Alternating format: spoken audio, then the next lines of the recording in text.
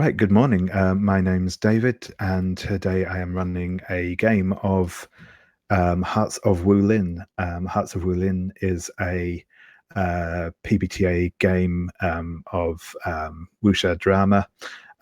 It's written by Lord Francis, and we're playing a game here today with folks who've joined together through the Gauntlet, which is an online role-playing community. You can find more out about it at gauntlet-rpg.com. I'll put a link to that below, and you can check out what we do there. We organize games online like this. We also have a gaming zine released monthly, and podcasts, lots and lots of podcasts. So do check those out. As I said, the game we're playing today is called Hearts of Wulin. It's a game sort of set in a fantastical version of China, where the players will play martial artists, part of the Wulin world, who will get into all sorts of hijinks and scrapes with each other, dramatic reveals, duels, all that sort of thing. So I will in a second ask my players to introduce themselves. We'll go through in order the character keeper, but as I said, my name's David. I use he him pronouns. So I believe Sabine, I'll go to you first if that's okay. Yeah, sure. My name's Sabine. I use any pronouns, and I'm supposed to tell you something about my character right now, right? Or yeah, it's fine. We'll come back and do that in a second. I think. Yeah. Okay. We'll just do personal introductions first, I think. Cool. So next, Jamie, I think. Hi, I'm Jamie. They, them pronouns, please. I'm excited to be here. Brilliant, thank you. Leandro. Yeah, my name's Leandro. I use he, him pronouns, and yeah, I'm excited to see how this goes. This is going to be really interesting because I don't know if anyone's watching this, they don't know, but like we've signed up for basically a good chunk of our day to play this game, and it's going to be really interesting. I'm excited. Cool, thank you very much. And last but not least, Maria.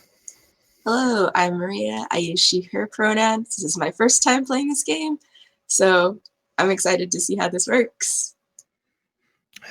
Brilliant, thank you very much. Yeah, as Leandro mentioned, yeah, we're sort of essentially running like a sort of double slot of this game today. So we're going to be playing in total for probably playing for about 6 hours, I guess, give or take. So it should be fun.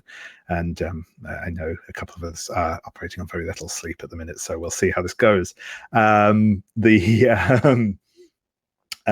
are, as I said, yeah, we'll be. What we'll sort of do first is we'll go through, get everyone to do a quick introduction of their character. We'll set up what's called entanglements, which are the sort of the character ties that bind everyone together. We'll get some NPCs fleshed out and stuff. We'll take a quick break. Then we will get into the action. Before that, I will. So I don't forget, as I am wont to do, we are going to be running with a couple of safety tools in play today. Obviously we use safety tools to make sure that everyone is having a good time and we don't get into stuff that people would rather not, and that we can kind of exit it if we do end up there. So fundamentally, we've had a bit of a discussion at the beginning before I started recording about like what this game entails. Set up some lines and veils, so lines of things that we won't see at all. We just won't engage with. They won't be part of people's backstories. Nothing. They're just off the table entirely. As well as some veils, which are things where like they can come up in story, but we don't really want to focus in on them. We will just like gloss over them, fade to black, whatever else. So that's cool. The the safety tools themselves that we will be using on top of that are the X card, which is a nice simple tool, which I'm sure a lot of people are familiar with. You can basically invoke the X card to stop a scene if it's going into sort of content that you don't want to see. And once that's been called, we'll kind of essentially excise that content, maybe step back a little bit before carrying on. I may ask you to clarify what it is that you're X-carding, if it's not like abundantly clear from context. But I will not ask you to justify why you're doing that, and we'll treat that with respect. So that's it is not a problem if you do need to use it. Likewise, if you have the X card used on anything that you have introduced into the game, that is fine. It's not a personal judgment. We've just hit some content that we don't want to deal with, and we won't. You don't need to like apologize or whatever. We'll just keep moving onwards.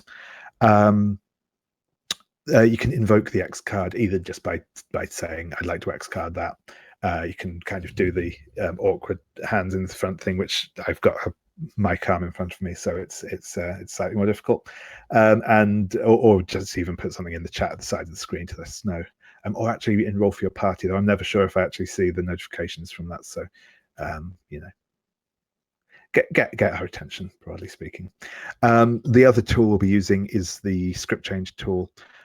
This is a tool sort of based on like remote control commands, as it were. So you have pause, which is the most important one. I'm going to go right out there and say pause can basically be used to just call a halt to the action for a minute. And this can be used for a couple of different things. It can either just be like literally, okay, a scene's getting quite intense. I just want to call like a 30-second pause to just like, breathe and get back into it. Or if you want to have an out of character discussion about what's going on into a scene, just saying pause lets us know that we're going to take a break from the action to have a discussion. This might be because, for instance, in a scene, we're getting towards some content you don't want to see, or you think that a scene might go in a certain way and you don't want it to go that way, and we want something different to happen. Any other things at all, we can have that sort of discussion about it. Once we go into the pause, we're talking between ourselves as humans, so we can handle that however we like. The other commands are useful are fast forward, which is used to basically skip ahead a little bit. This might be because kind of like a veil. Okay, I don't want an in-depth discussion of how you perform this surgery on a person. Can we just like move to the point where they're better? Or it might be that like a scene's just kind of going around in circles a bit, and it's like, can we just move this to the point where we're getting into the action, or whatever else. The rewind, which can be used if we've kind of started going down a route that you're actually not happy with and you want to step back to where we were before and do something differently. Or it could just be like you go, oh, actually I realized that what I said wasn't quite how I intended it to be. I came across more aggressive than I meant to. Can I rewind and phrase it differently? The other one that I think can be quite useful sometimes is frame by frame, which is basically just an indication that you want to take a scene a bit more slowly and like with frequent check-ins between us. Particularly if we're going into some content that might be uncomfortable for people or whatever, then it's just a way of indicating that we're going to go a bit more, treat it with a bit more care. Awesome. So those are our safety tools anyway. So what I will do now is I will go back through in Character Keeper order again. I will get everyone to give a brief introduction of their character. And then we will go through and start looking at our entanglements.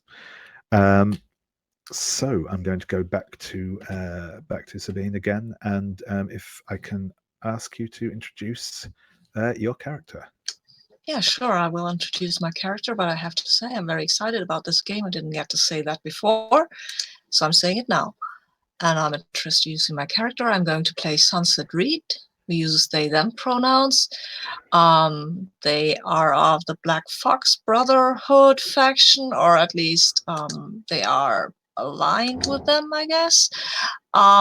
They use the unorthodox playbook and the hit with the hidden variety, so they hide their martial skills for reasons that have to be determined. But what they're using for a weapon is usually their flute, and the style is called the silent drum style because they use the flute in unexpected ways to drum it on people's heads or body parts, I think, maybe. Brilliant. Thank you very much. Yeah, and Jamie, if you would like to introduce your character. Sure. I apologize in advance for not pronouncing the name properly. I may do what Sabine did. That's so smart, and switch to. Actually, everyone did it. I'm not smart.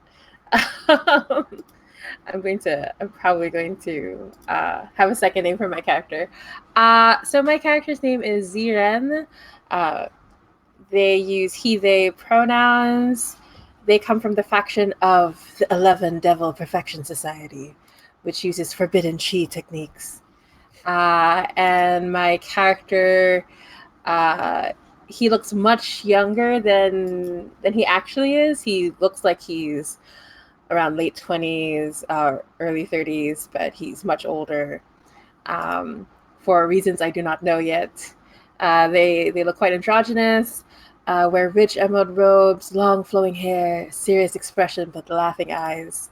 I am really basing it on Thunderbolt Fantasy.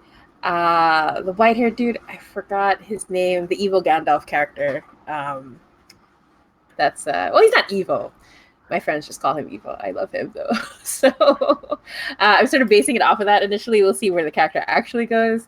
My main element is a mix between earth and water. My style is the hidden jade breath style, and I use an heirloom sword. It looks like it's seen a lot, but it's still quite beautiful. I think that's all we need, right, for character. Yeah, no, that's perfect. Thank you. Yeah. I'm gonna get a second name because everyone was so smart. Yeah. Yeah, it's attempts at mangling Mandarin are. It's a beautiful always language, but it is. my tongue cannot Yeah. do it. Brilliant. Thank you very much. And yeah, Leandra, if you would like to introduce your character. Yeah. So she's called Five Feathers Dancer. Uses she her pronouns. She's of the Temple of Heavenly Clouds, which is a destroyed faction, former monastery school for the martial arts. And she used the outsider role with the wanderer kind of like variation. She's recently traveled the land, mostly because her kind of like, not say way of life, but kind of like a group that she kind of trained along with and for formative years were destroyed. And so she's kind of been left ruthless and just has drifted for the past couple years. God, I'm just realizing that she's basically kind of like a post-Order 66 Jedi. Oh, that's terrible. That's a terrible realization. I have to live with that for the next 6 hours. Yeah, she uses the Vermilion Saber style, and yeah, she also uses a sword. It's a sword kind of like passed on from her old mentor, who's quite who you just realize you can't be a Galactic Empire era Jedi without having a dead mentor, can you? Ah, damn it. No, I'm gonna live with that. Yeah, she has like a stern grin and burning eyes. She's definitely someone who's kind of like fervor and passion has kind of had to be hidden or tempered because of what happened to her faction. So she keeps to herself quite a bit. It's hard. It's tricky to like. She's not one for making herself open and vulnerable to people. That's for sure. At least that's kind of like my idea for her at the moment. We'll see what happens. Perfect. Thank you. And yeah, I mean, talking of Star Wars episodes, I mean, I'd say you could do a hack of this for Star Wars, but you wouldn't really need to do much. Don't challenge Rich. Yeah. Oh wow, Rich hasn't done it yet. That's shocking to me. Like, I feel like Rich will attack anything. I haven't actually met Rich. I'm just saying my impression. Yeah, it was in his idea list for this year's Star Wars iterations. So I'm still hoping that he will do it. Awesome. And lastly, Maria, if you would like to introduce your character. Sure. So I will be playing Elegant Aspen. The spare heir of the Shane clan is sort of what I have in my head. He uses he, him pronouns, and his sibling is the actual heir. So Aspen has long and flowing locks, glowing skin, hopeful eyes. I'm imagining he's kind of the happier of the two siblings because he does not have to worry about being in charge of anything. Wears colorful silks and flowing robes of extremely high quality that just show how prestigious and influential the family is. My style is Grasshopper's Wisdom, which I'm not so sure how wise Aspen will be, but I think definitely a lot of kind of hopping around and being generally annoying, probably, is the style. His weapon is a slingshot to just go around with the I am a guileless innocent who will just annoy you from the grass and or anywhere else. Yeah, so I am playing the student, and I guess the particular variety of student is the hopeful apprentice. And I'm imagining that I hope to prove myself to everyone around me that even though I am the spare, I am still a person that is worthy of being admired, I guess. I don't know if I care so much about admiration, just like don't overlook me so much as my sibling. Awesome, that sounds perfect. Okay, that's great. So the next thing we'll do, and actually I've changed my mind again because I am nothing if not Mercurial. Exactly. So yeah, because we've just hit the top of the hour. So what I'll do is I will introduce what entanglements are and how they work, so that we can take a look at those. But we'll take a break once I've sort of introduced them. So it will also give you a bit of time to sort of think about what you might like to do with your entanglements, where you think they might fit any characters you want to draw into it and stuff. Then we'll come back after the break and we'll go through them and start linking people up with each other through those entanglements. So yeah, just to give a brief overview of these. So entanglements, as I sort of mentioned previously, are these like links between characters that have two spaces in them to fill in names. You'll fill in both of your entanglements with two names each. You have to have at least one of your entanglements that involves at least one PC. All of the others can theoretically be with NPCs. Realistically, we'll probably have a bit of a mix of PCs and NPCs between your entanglements. Obviously, the more bound into the other PCs you are with your entanglements, the more inward focused the game will be, the more NPCs are drawn into it, the more we'll kind of have a bit of a mix between PC and NPC scenes. It'll be fairly obvious, but I will spell that out. So with the entanglements, everyone has two entanglements, and everyone has an entanglement of two different types. The first type is a romantic entanglement, and the second one is just a general entanglement. On your character sheets, I have put the entanglements with the romantic entanglement first and the general entanglement second. So those are sort of uniform across the board. I'm also going to say as well now, there is a tab with entanglements in them. There are some that are like stratified out by playbook that kind of tie into those playbook themes, and then there's some just lists of general ones as well.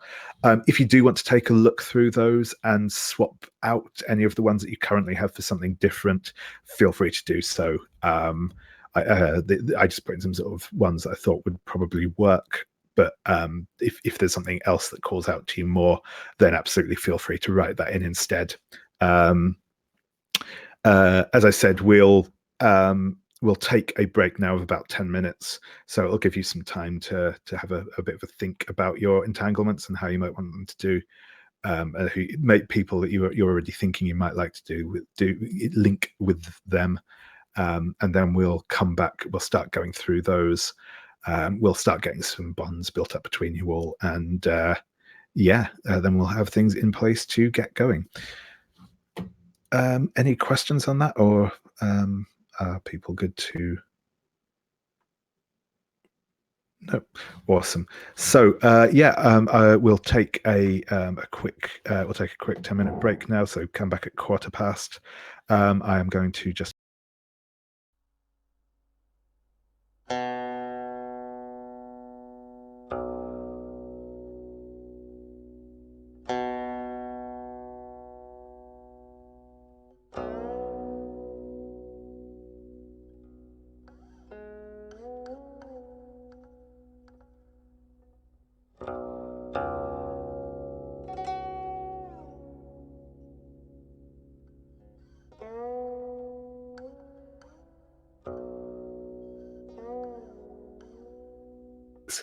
I think I can see everyone again now, so welcome back. Cool. So, the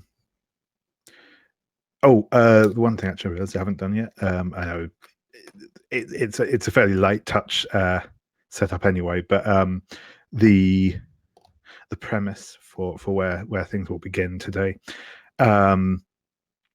is it's kind of the last days of winter, the beginnings of spring, and everyone, for whatever reason, has been traveling through this area when there's been a sudden and heavy late fall of snow, which has kind of forced people to take shelter.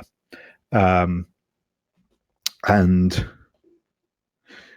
due to other travelers and the like in the small village below, you've all been advised to seek shelter in the ruins of the old temple, a little bit further up the hillside from the village itself. So that's kind of where we will be seeing you when we come in to things momentarily. But with that said, we will look at our entanglements. So, as I say, if you do wish to switch out any of the entanglements that are currently on your sheet, feel free to do so. But then we will go through and start looking at them. I am either happy for us to go through in character keeper order and just sort of do one each and then move on, or if anyone has a burning idea that they want to start with, feel free to shout out. Otherwise, I will probably just call. I'll Sabine. I'll ask you if you want to sort of do your first. Yes, I have an idea. I had an idea while I was looking after my coffee, and I was rather inspired with Leandro's Last Jedi idea. So I said I changed my faction to the Iron Hand Protection League.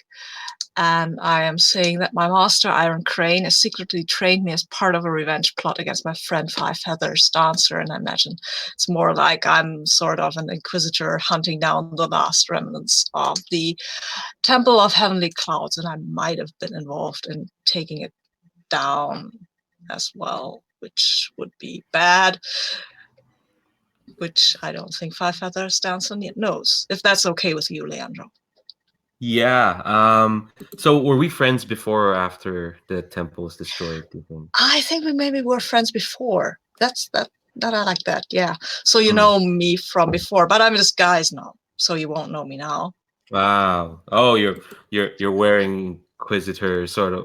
Okay, let's go back to I my mean, Star Wars. I'm yes, I'm in disguise. I'm the hidden, right? So I have to be in disguise right now. Oh my gosh. And so it begins. I'm sorry. I'm in a Star Wars. I've been in a Star Wars mood for a time now, so sorry. Oh, really? Cool. Awesome. That sounded so sarcastic. It's What? like, oh, Is it? Sabine in the Star Wars mood? Never would have guessed it. I love Star Wars, but yeah. Brilliant, thank you. No, that sounds like a good starting point. So yeah, Jade Serpent. I've seen the new name, so Shiren. Would you like to do one of your entanglements? You can do whichever one you wish first. Sure. You have to do them in order, as it were. Yeah. I was thinking, who do I want to be in love with? I'm caught between Sunset Reed and Elegant Aspen. But how young is Elegant Aspen? Like, because like my character's old, so I don't want to be creepy.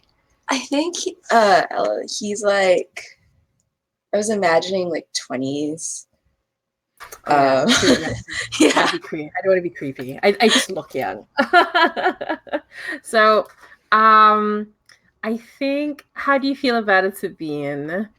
I'm fine with anything. Yeah, like because mine is I love blank, who I overlooked for too long. Now they love blank. So I was thinking that I loved you, but I overlooked you. I didn't see you fall into this darkness.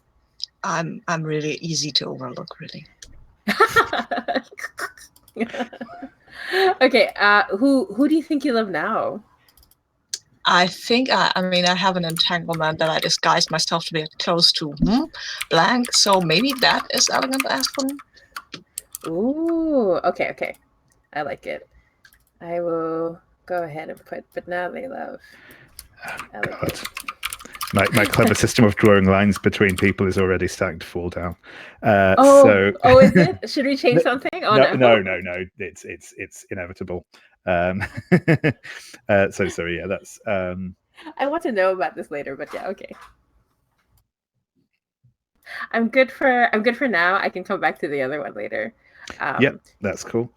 But just to put it out there, if someone wants to have their parent maybe be a villain, yeah.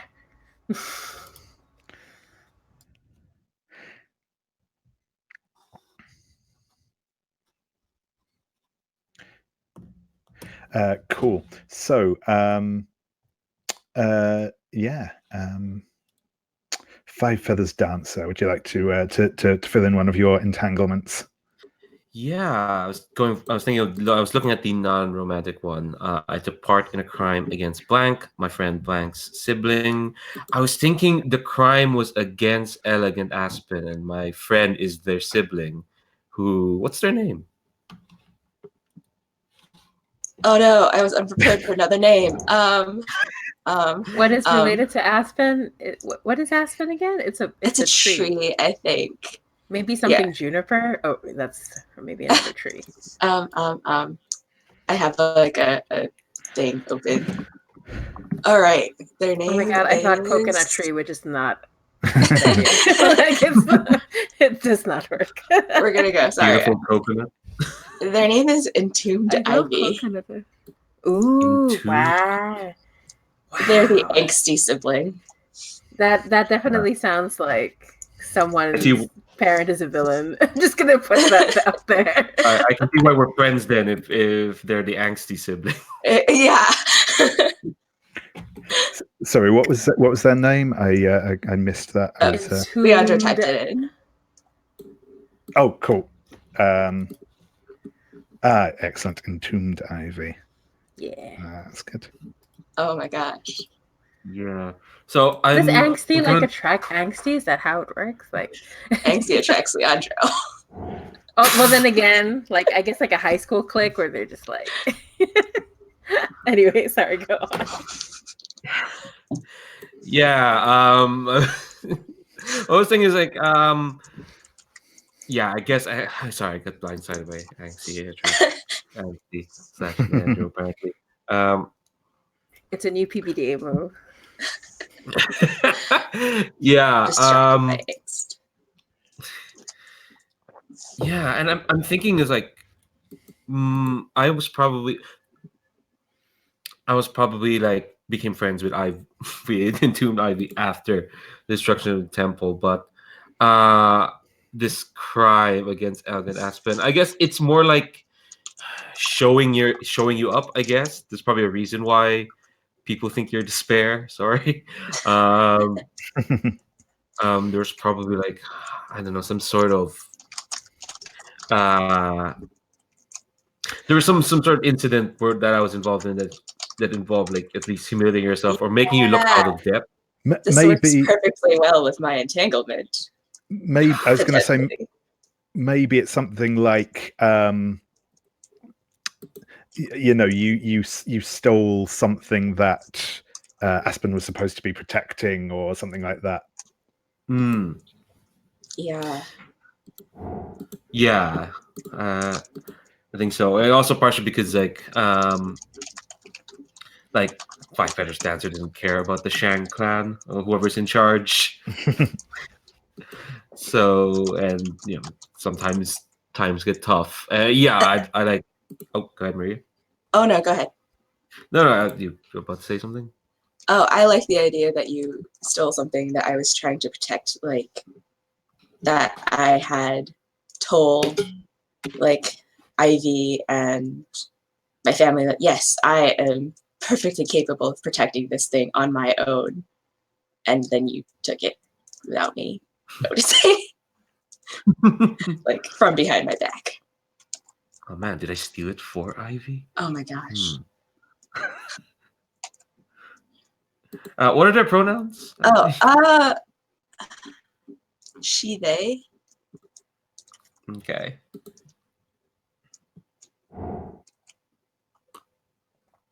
I can already sense the from friends to lovers ship from here. Like, God, Jesus. Oh no. yeah. Brilliant. Cool. Thank you.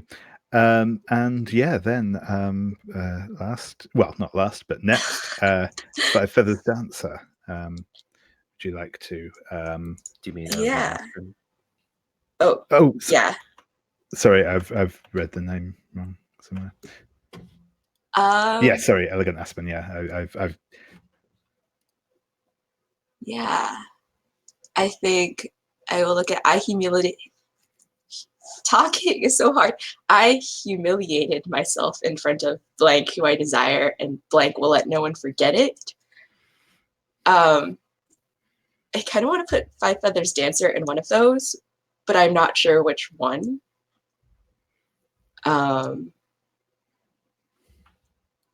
Potentially the first one, I humiliated. That's a hard word to say. Humiliated myself in front of Five Feathers Dancer, who I desire. Potentially related to this crime. Yeah. Well, it depends if. Like maybe part of the way that you committed this crime was that you distracted me with your being you. Yeah. My. I'm trying to think that like this crime is like it's probably not as harsh as crime implies it to be. Yeah. It just made you look really bad in front of your I family. almost imagine it was like a sibling rivalry type of challenge. Like, so I'm imagining that like Entombed Ivy and I are twins, or very like maybe there was a point where either of us could have been the heir. They weren't too keeping track of like minutes who was born first. But in the course of whatever was happening. Let's see. Maybe Ivy like potentially convince you to steal Yeah. something. To make you feel bad, and now they won't let you like forget it. Yeah, maybe. Yeah, I was going to say, yeah. Do you want that other point in the relationship to be entombed, Ivy, or a Or third someone, party? yeah, potentially a third party, so we tangle more people in. Mm-hmm. So yeah, that could be one of the other. Obviously, that could be one of the other Mhm. player characters, Ooh. or an NPC, your choice. Jade Serpent. I was thinking I could be your teacher, but I'm Okay. also okay. I'm also okay with being a jerk teacher who will not let you forget it. Yeah, because now that Sunset Reed is in love with me, maybe you keep trying to make me feel bad about myself. Oh yeah, I'm very petty. Let's go for it. Okay.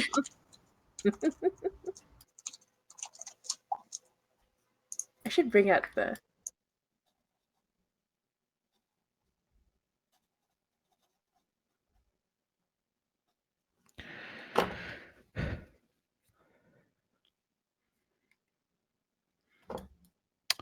Awesome.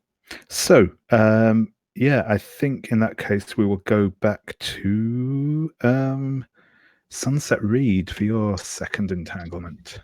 Yeah, my second entanglement reads, disguise myself to get close to Elegant Aspen, because I think that works well. But somebody suspects and hates me. It says here their lover, but it might also be their sibling, for what it's worth. So we have more entombed ivy in this game. That's okay with everybody. Ooh, sounds good. Cool. Okay, Well, then I mean, just sorry, that's not my sibling. Sorry, I didn't mean to speak yeah, for that's not your Maria. no.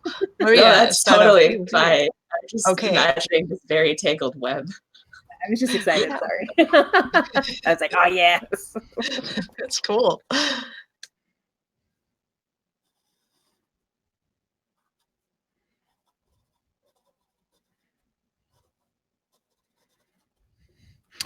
Awesome.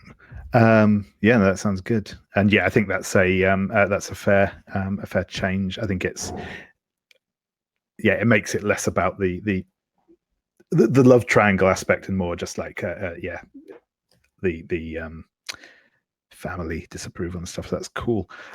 Yeah. So Jade Serpent, your second entanglement. Yeah. So my second one is, I suspect my friend, I feel like at this point, Elegant Aspen and I are not friends because that guy is so mean. So I suspect my friend Five Feathers Dancer's parent is the villain blank. Does that make sense? Like, Darth Vader is your dad. Like, Oh, we are properly doing this, are we? we'll have a similar name.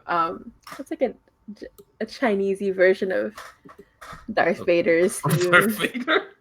Yeah, like I'm thinking like the black something. Like I have to think about it. Like the black crane. The onyx feather? Ooh. Oh, I guess it'll go with the feather motif. I don't know if it'd be that obvious. What do you think? Yeah, because it's your character, so you get to name your possibly. And by the way, it's just possibly your parent. Like, Yeah. I Yeah. just suspect it. Yeah, I was going to say. Talent. Sorry. Yeah, no, I was going to say. So I think because this will again be another probably disguise type thing. So I think that there is obviously there will be a villain who is we'll say Onyx Feather or change it if you feel free, and you suspect that Mr. Shang is Onyx Feather, essentially, rather than Mr. Shang being called Onyx Feather, and yeah. Right. Yeah, Makes sense. Yeah. Yeah, I'm down for this. Don't having a evil parent, sure, why not? Sure. Cool. Into it. Onyx Talon, as Maria suggested there. Okay, cool. I like that. Yeah. Very- And do you want to come up with your father's actual name, Leandro, or Ooh. Yeah. I think let me look at this list. This list is very helpful. I'm trying to avoid names that we used last time I played Hearts of Wulin because that was a game we played for like nearly 10 sessions. So yeah. Wow, really? That's so cool. yeah, so much. I played the worst student. David, can I beg you to run that many sessions? Jade Serpent wasn't that bad. No, but as a student, she was really bad. She was the most cynical student. Well, she killed her teacher in the end, so yeah, I guess. Yeah, oh wow, that is really bad. Her teacher was very bad. Her teacher. Okay, that's fine then. Her teacher was very bad. But technically a bad student then. Or too good, or too good a student. Onyx Talon's real name is Zheng. I'll say that. Cool. Yeah. So yeah, there'll be Zheng Shang.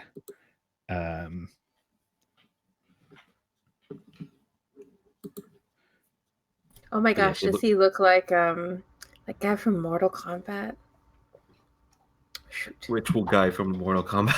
The bad guy from Mortal Kombat. What's his name? Oh shoot. Shang Tsung? Yeah. Does your dad look like that?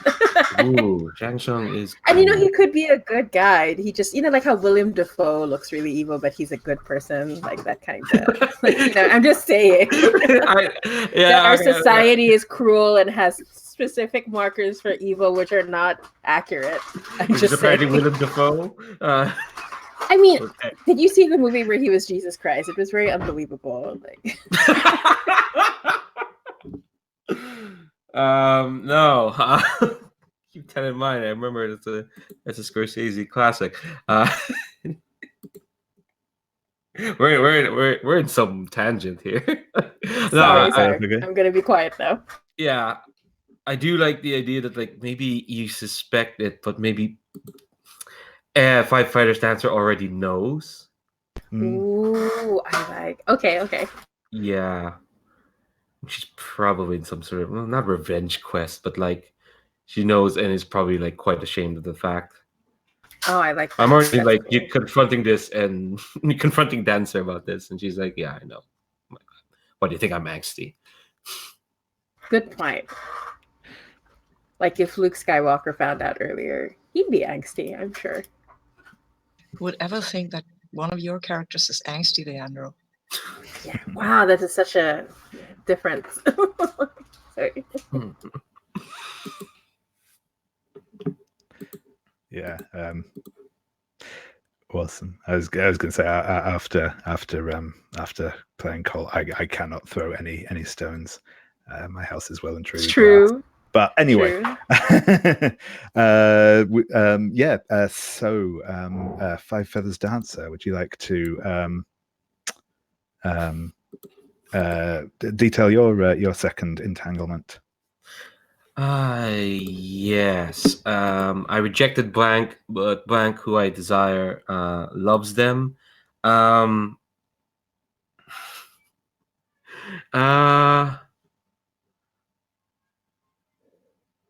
I can't. Trying to think who already is entangled with Five Fingers Dancer that I can reject. Oh, poor Elegant Aspen again. Yeah, because I think I'm solid friends with Sunset Reed. We have to be okay. Hold on. Yeah, but the thing is, I don't want to have two entanglements with Elegant Aspen, but it kind of makes sense. I know. Elegant Aspen feels attacked by everyone except Sunset Reed. Yeah, but Sunset Reed disguised himself to get close to you, so. So they have secrets. I think I have to think of a disguised identity for Sunset Reed now, because I think that's how they will appear at the ruins first, at least, so that nobody will know that this is. No, I don't think Baghead is is a good name for that. I'm sorry, David. Big hat. Yeah. So the simple way to go to entangle other PCs would be like, I rejected Elegant Aspen, but Jade Serpent, who I desire, loves them. That seems like the simplest way to go about with it. And yeah, that's sort of.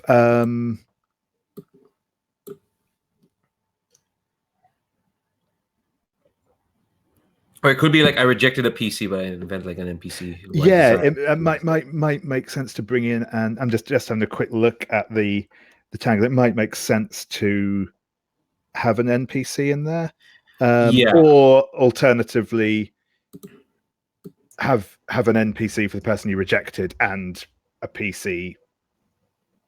But the thing is, the PC loves them. Is the other half of that entanglement. I think it makes more sense to introduce it. Sorry. Yeah. But go ahead. Sorry. To introduce an NPC who I desire but loves a PC. I think everyone except me has introduced an NPC. Yeah, that's right. You are linked to your father, but yeah, you have and sister, but you haven't actually brought an NPC of your own in. Yeah. Let's see, who did I reject now? Can't just be Elegant Aspen again. There was not even a hint of. Okay. The thing is, like, rejected does imply like they went for they were interested in me in some way.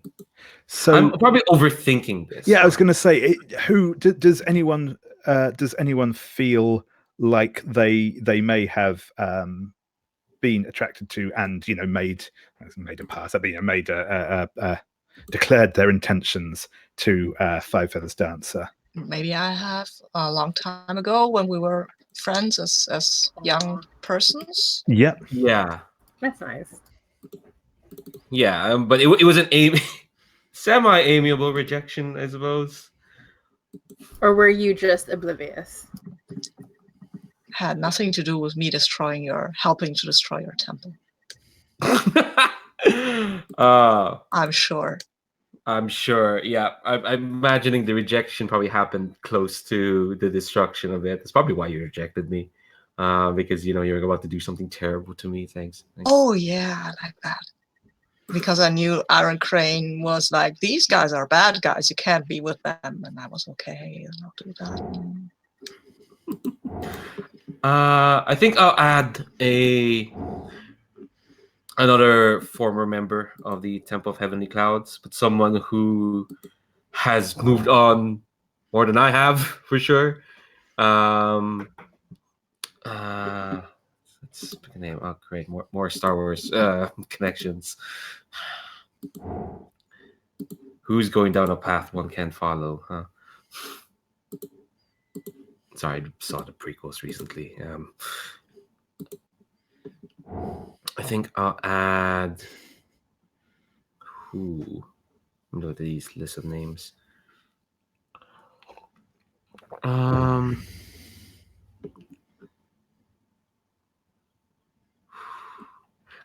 some reason I'm bad at names in the morning.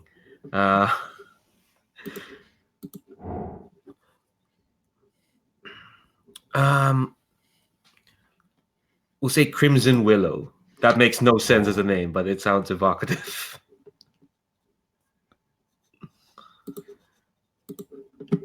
Awesome. So you are Crimson Willow, who I think has probably... Yeah, she's probably switched. They've probably switched factions. Is what I'm thinking.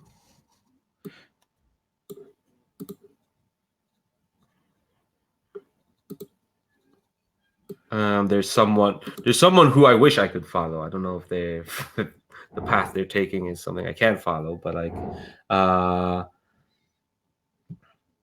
I think there's someone who's like way more carefree than I am. It's very classic, like, wish I could be as free as them.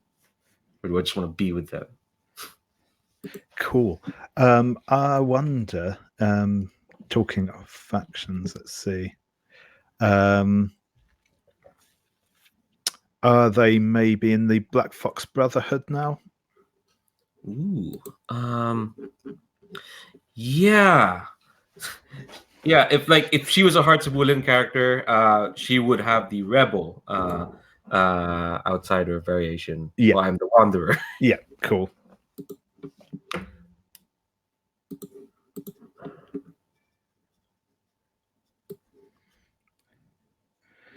Okay.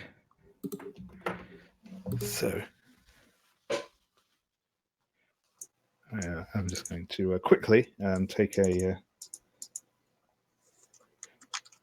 Oh no! Wait, sorry. I keep doing this.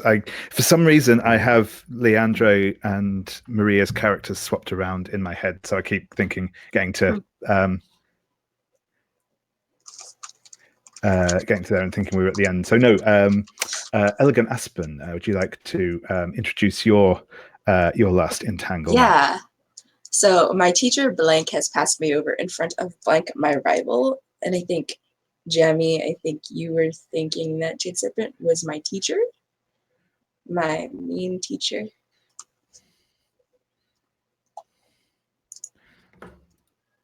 Potentially. Yes. Okay. Sounds good.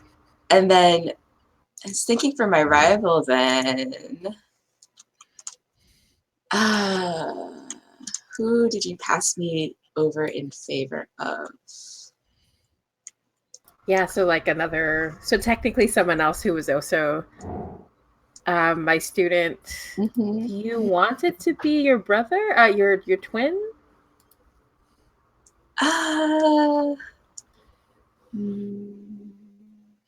Maybe? Or my other, I was thinking maybe Crimson Willow, but if they're an outsider, I don't know if that makes as much sense. Yeah, it would probably either your sister or maybe or yeah, another NPC might make sense. Yeah. Or we could depending have. on with. So. Oh, sorry. I was just gonna say a new NPC would be cool because we don't have we don't have a lot, and we don't have this like they started out with such promise and then they fell to the dark side. You know, so we need that kind of character. I think. Let me. I want to apologize for bringing up Star Wars in the first place, David. It's like super early in the morning, so I can't promise I'll catch all the Star Wars references. So I might just like throw my wrenches in there. Well, to be fair, Star Wars is just like mythic fantasy in space, so you know it's not. Oh too my gosh, difficult. it's such a good name. Maybe. I will say, if anyone.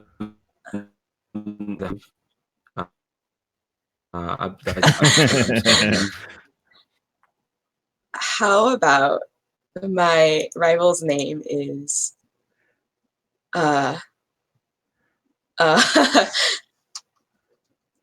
Ideal Sunset. Ideal Sunset, I like it. Ooh, okay. Who was your favorite student? My favorite student who I let down.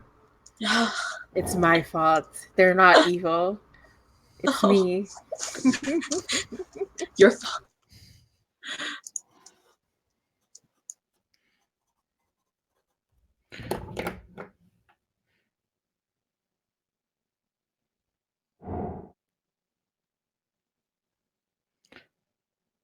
Cool. So I'll just quickly, in fact, actually, I will. Is there a tab in the character keeper for this? I don't think there is, no. I'll just add a quick tab.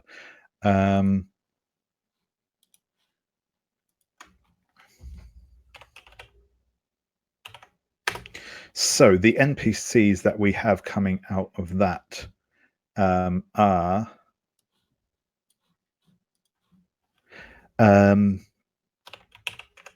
Master Iron Crane, who is a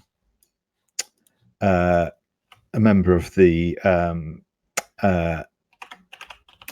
Hand Protection League, and has ordered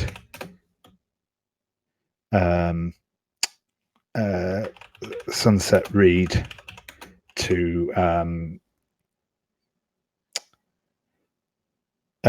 what's the word I'm looking for?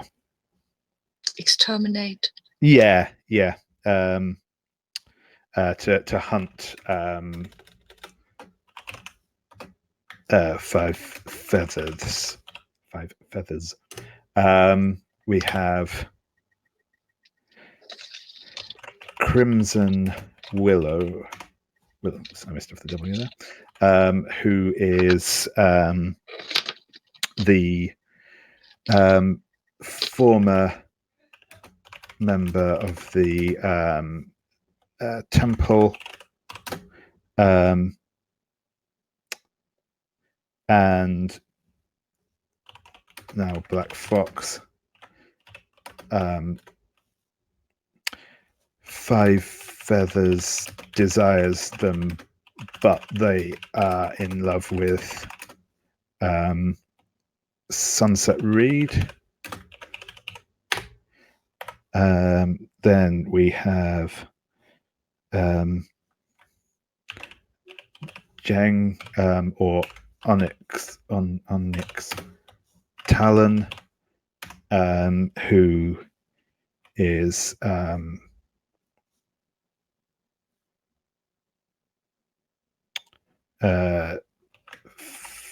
feathers further, and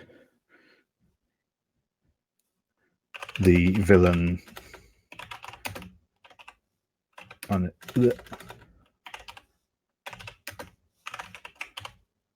and Jade Serpent suspects them. Then we have Entombed Ivy, who is Elegant Aspen's twin, friends with 5. There is a we'll say there's a rivalry going on there with Aspen. I think that definitely seemed to come across in what was discussed, and suspects and hates Sunset Reed. Then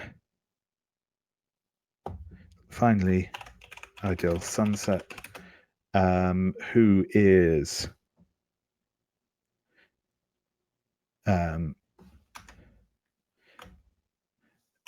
Jade Serpent's favorite student, rivals with Elegant Aspen. And I think that is all of the NPCs. Cool. Right. Can I just add that maybe Entombed Ivy suspects that he hates Distant Echo, who is of a current disguise that Sunset Reed uses. Yeah, sure thing.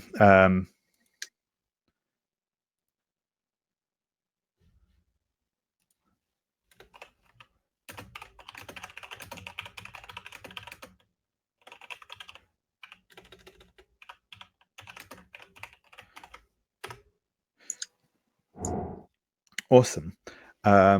Cool. That gives us some stuff to play off of. So I think actually, I think that might take unless there's anything else anyone else wants to do quickly, then I think we'll take another quick break here. We'll call it 5 past, and then we will come back and start some initial scenes. Are we doing bonds? Oh, sorry, yes, bonds. You begin with I'm just going to quickly check on. Yeah, that's right. I thought that bit had been changed. Or well, not changed. The ignore where it says, like, on the relationship side of the bit where you write your bonds, just ignore what it says there. It's not relevant really.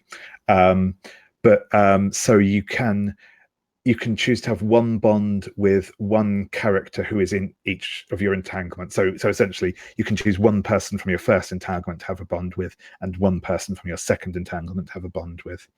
The way bonds work, I said that they're a bit like strings in Monster Hearts, I guess. You can spend them to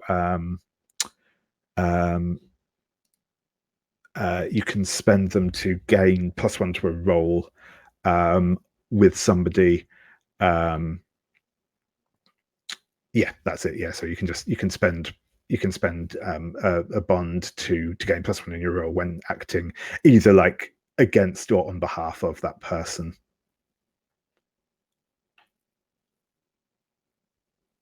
And yeah, you start with your 2 based on your entanglements. If you would ever go above 3 bonds, then you reset back down to 0 and mark XP instead. That's which may come up depending on how much comforting and supporting and the like you do. Yeah, but cool. So yeah, I think with that said, we will take a quick break. So come back at 5 past, and yeah, we will get some stuff, take some initial scenes, get some stuff going before we take our long break at 1 o'clock my time. So see you all in a minute.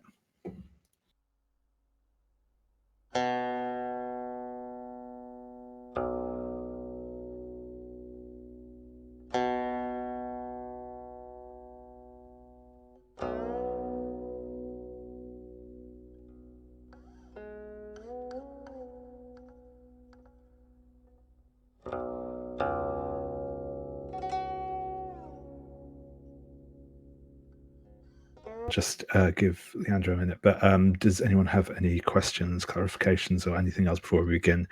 Just for the hypothetical listener, we are going to we're changing Ideal Sunset's name to Ideal Dawn to just avoid confusion with Sunset Reed. So that's.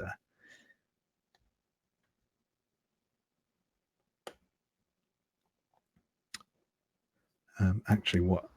Cool. Hi, Leandro. Welcome back. Yeah. So what we will do, I will, in a moment, I will sort of set the scene, and we'll just get like a brief vignette of each of your characters as they kind of arrive and either make their presence known or otherwise.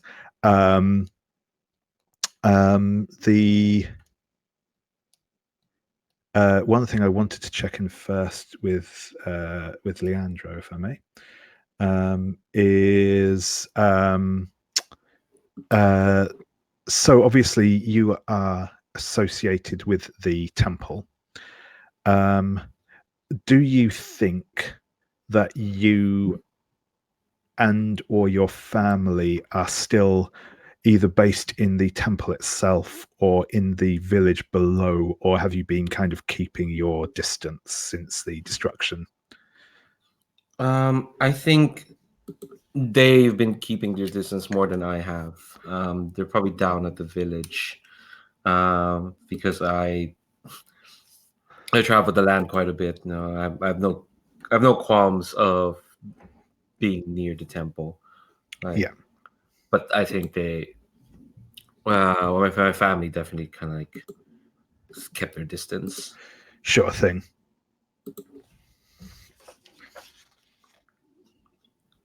Do you want to point out that Elegant Aspen has a start of session move? Oh, cool. Excellent. Yes, I had. Oh, yes, of course.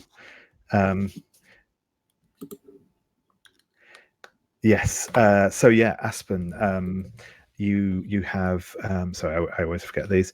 You have the move. What is it called? Face to Fate, I think. So yeah, you get to just roll. Oh, I don't know if I've shared the roll for your party link yet, but here we go. Isn't it the other one?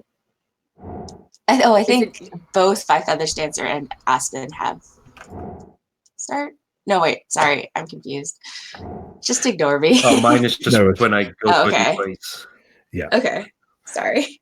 No, yeah, that's fine. That's fine.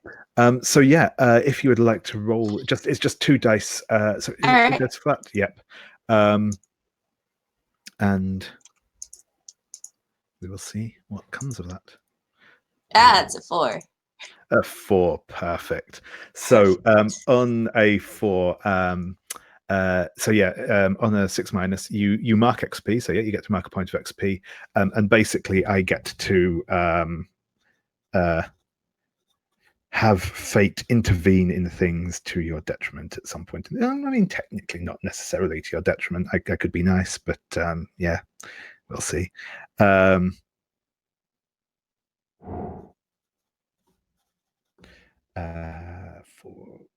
Aspen, cool. I've made a note of that. Also, yeah, just for like for word for like clarity, what I will be doing is essentially, and this is going to be a relatively short section, but I will essentially count this as one session. And then when we come back after the break, it will be the start of a new session, so we can for anything that is based on number of uses per session, blah blah blah, we'll kind of get this like first hour or so to play about with that stuff for free essentially, and then come back. Same with hitting entanglements for XP. Oh, that's a good point. Everyone gets to highlight one of their entanglements. So basically you get to choose one of your 2 entanglements.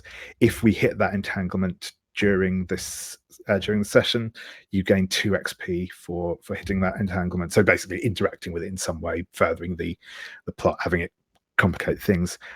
For the one that isn't highlighted, you earn 1 XP if that comes up. So I think I'm going to say we will chart XP, but I may just give people an advance partway through if I'm feeling like it's relevant. But yeah, so cool. We will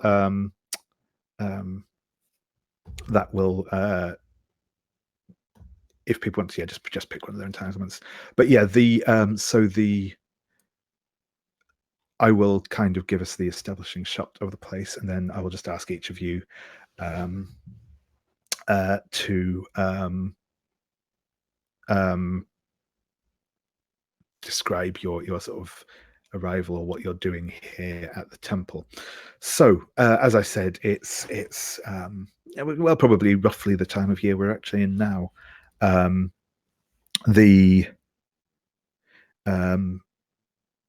Whilst the thaw had sort of started, recently the snow has fallen heavily again. You're in kind of quite a steep valley. The snow is at this point kind of probably up to people's knees. It's making travel difficult, and many of you were perhaps just happened to be traveling through this area, or maybe you were here with more intention. We'll probably learn more about that in play. But the temple complex itself, it's set over several terraces cut into the side of the hillside. There are some tall temple buildings and smaller shrines dotted about the various terraces. There is, again, in here, there's a thick layer of snow throughout the courtyards. that's covering things. There are statues and some sort of groves of trees that have slightly gone to seed that are all covered in snow as well, making them eerie and sort of not entirely recognizable under the drifts of snow. The buildings themselves are in a mixture of, some seem to be still in fairly good overall structural condition, though bear signs of neglect. Some buildings have been burnt or otherwise damaged, and charred timbers are sort of sticking up out of the snowbanks, where they sort of their foundations have been covered by the drifts of snow.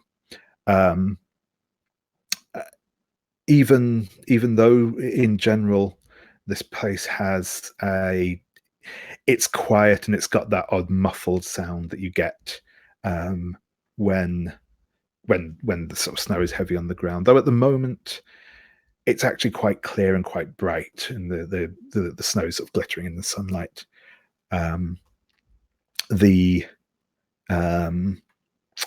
And there is evidence of a few there is some sort of smoke coming up from a couple of the buildings. There is evidence that some people are here sheltering from the weather, though in general the place feels cold and quiet and deserted. So I am going to give first refusal to Five Feathers Dancer. Would you like to either announce your entrance on the scene either first or last? I'll give you that choice to you, as this is sort of your home patch, as it were. I think I'll probably go last then. I'm kind of interested to see how everyone else situates themselves in this place.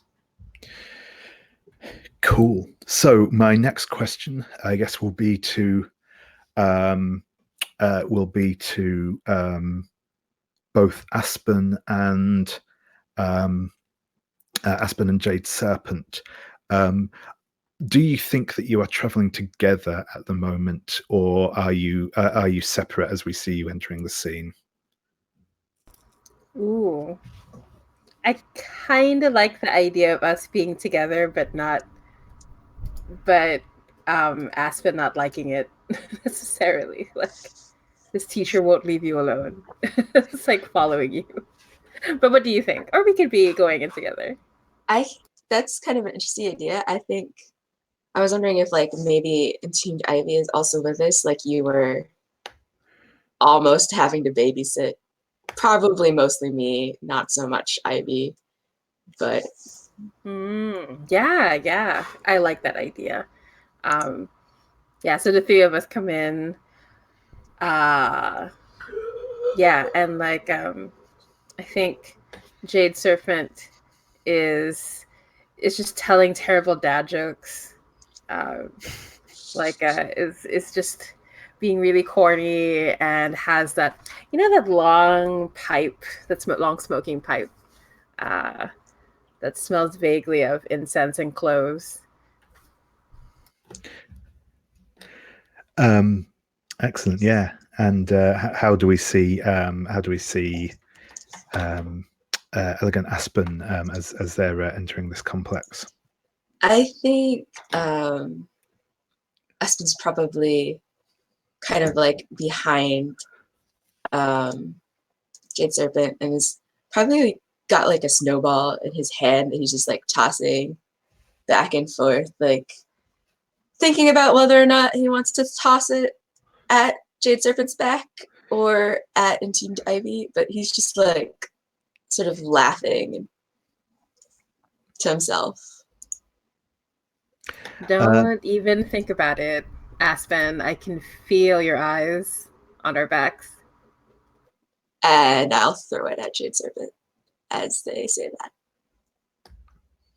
And I like avoid it at the very last second. It's like one of those overly wrought shots from these dramas where the hair like spins around and stuff. Awesome. You can hit me with a second one that I avoid though, if you like. That's fine. We could introduce a PC duel at this point, I guess, if you're interested. If you With snowfalls, that'd be kind of cute. No, I don't think Aspen throws a second, and I think he's just like, I'm sorry, Master. I was just testing your reflexes.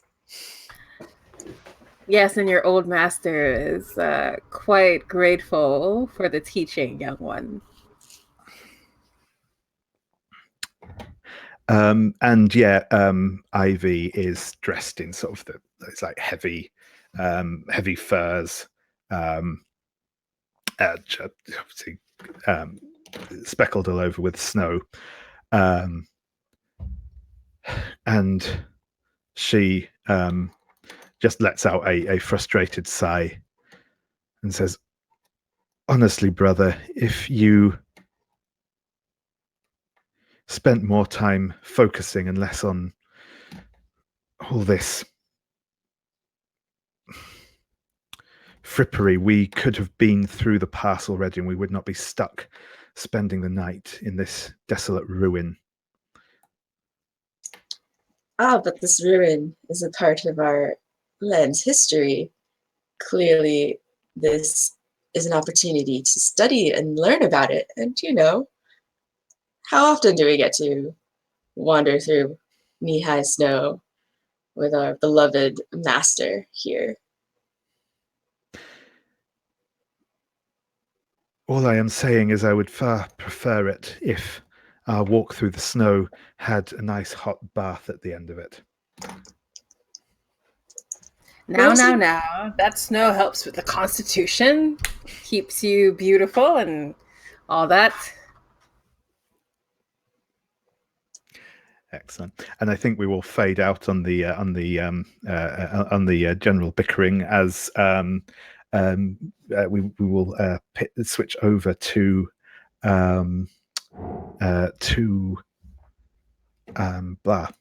names, Sunset Reed, or I suppose at the moment Distant Echo. How are they sort of how do we see them at the temple? I think they're arriving slowly. They wear a hat, one of these large round ones, and rather robes that are a bit more colorful than they usually wear. They are disguised as a traveling musician. They have their flute pretty prominently on their backpack, and as they step up towards the ruins, but you can see the gaze is looking more to the past, and you can almost hear the noise of fighting and shouting and screams as they climb up the hill, and the noise of swords clashing, and then a flurry of wind blows some snow over their face, and then the noise abruptly stops, and they are just in the ruins, looking around and seeing that most of it is just in ruins, and you can see a very pensive look on their face as they gaze around them. Brilliant, thank you. And yes, finally, our long-time resident Five Feathers dancer. How is she taking in these visitors to the temple? Yeah, I think dancer kind of like she's entering through like a side sort of not gate, but like a side path, like one like she knows very well, like probably where there don't be servants in this old temple because they kind of serve each other. But yeah, just like probably like an old path where they brought in provisions and whatnot. She probably saw the like, well, there was a lot of snow, and she knows this refuge well, but she did see like the smoke and was a bit perturbed, but I think she just kind of like sighs to herself. I think she's quite heavily bundled up, but she is quite open with carrying her sword around. She sighs and almost like, of course, people take shelter where they need to take shelter. It's not like we were that welcoming when this temple was up and running. It's somewhat welcoming. But I think as she kind of like enters the ruins, keeping an eye out for anyone who could be around, every time she looks at a ruined shrine or a garden like covered in snow, which is quite overgrown, that like everything's like a pang. It's like her eyes almost like kind of like widen a bit every time she just takes in, because like I don't think she's been here for a while. Part of why she travels is to get away from this place for a bit, but yeah, circumstances, Awesome. And I think that I will put together the scene. So I think as kind of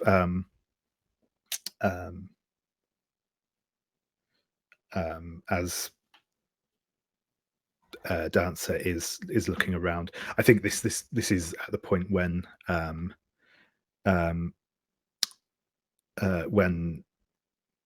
Sunset Reed is making their entrance as well,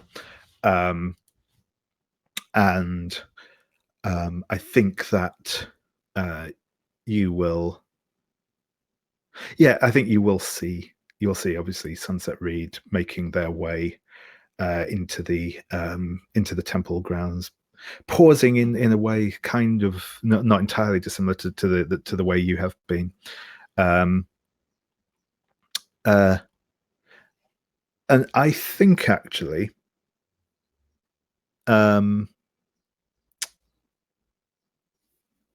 that you can probably actually trigger your deadly secret move on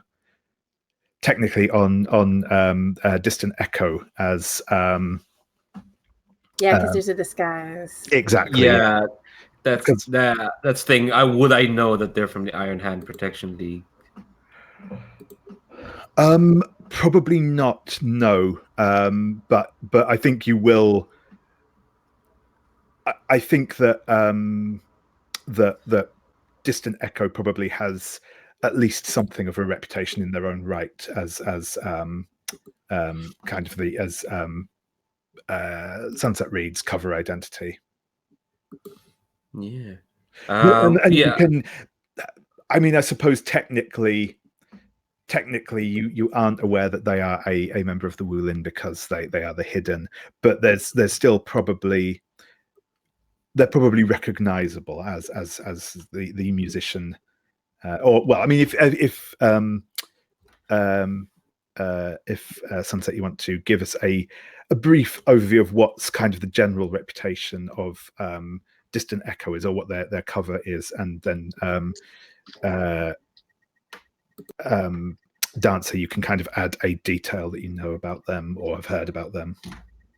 What's known about Distant Echo is that they're a musician and that they travel widely through the country, but never seem to be molested by robbers or those guys who highway persons, I guess. They seem to walk quite freely. They don't seem to have much trouble with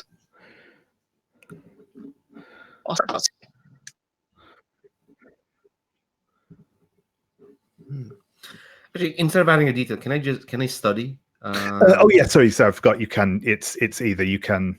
Yep. You can. So yes, you can either ask about or declare one detail. But yeah, you can also roll to study if you wish. Are you trying? You're not trying to pierce my disguise, right? No, I'm kind of like cool. I'm taking in the scene of like, oh, there's a musician here, and this in this temple. Like it's nothing untoward to it yet, but like gotta be careful. And also, I want to roll a die, roll some dice. Yeah, that's fair. Yeah, I think I'm rolling with water, some awareness. Yep. For sure. So that's a +1, and that's a miss. That's a 5. It's a big old 5. Okay, excellent. And So have a moment of peace. Bad things are going to happen immediately. I guess the what I will do actually in the first instance is Sunset Read. I will give you the opportunity to essentially turn that move back on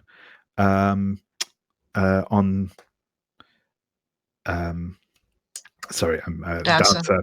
If you wish, if there's nothing you're interested in knowing about them, that's right now. That's fine. I'm very interested in knowing about stuff. I mean, I know that I've been following Elegant Aspen because that's why I'm wearing the disguise right now. But there's somebody else here. I would like to know who that is. So I will study a situation with. Let's see, with what will I study the situation? It's okay. You will basically count as getting a 10+ on this roll. Oh wow! Because because of the failure on Dancer's part. As essentially, I think you are probably aware of them watching you from sort of further up the path, and you kind of turn to them, maybe get the kind of sudden zoom in on your eyes as you. Better study. Okay, so I would like to know. I have to hold. Oh, cool. Yeah. Ask us a question about the situation or place. Well, I would like to know if they're here by chance or on purpose. I think you can tell by kind of like how kind of like her demeanor is kind of like looks quite down. I don't know if you knew Dancer is quite this sudden. But it doesn't look like she's here for any reason other than she happened to be wandering by and there was a storm. This is absolutely by chance. There's no like ulterior motives at the moment. It's just wandering. So I think I'll keep the other hold, just in case I need it. Sure thing. So I guess I will put it to either of you making an effort to go and speak to the other.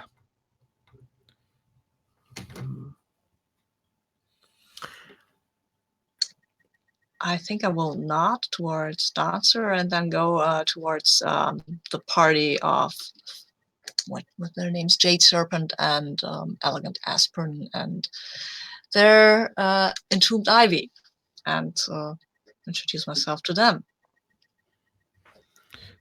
Sure thing. I think maybe there's some. So one of the temple buildings is the one I think you're probably heading towards, or it's essentially it was the old the big like residence building, and I think the door. This building hasn't been damaged as much as some of the others have been. Have we lost Jamie for the moment? Okay, no worries. So we'll just I'll just like establish the scene anyway. So yeah, I think the as I said, this building is fairly untouched by the destruction that some of the others have seen. Though there are still some signs of damage here.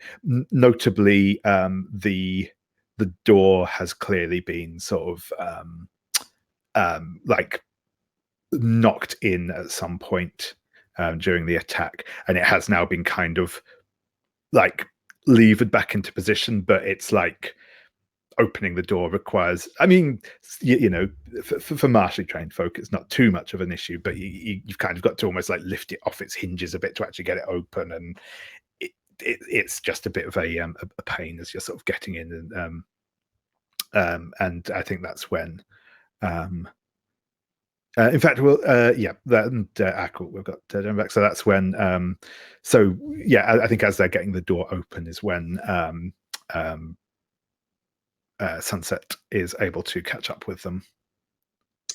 Yeah, I think I pause briefly, remembering how I kicked the gong through the door some years back and smashing it.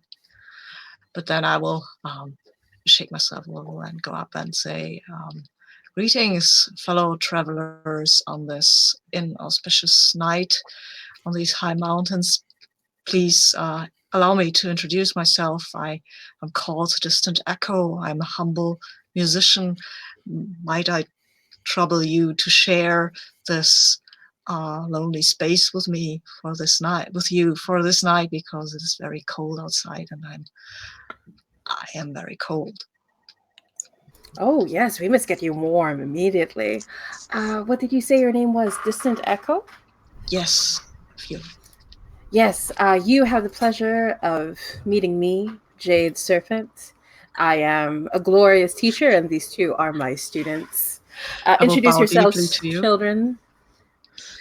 I think Aspen kind of like shoots Jade Serpent a little glare, like, I am not a child.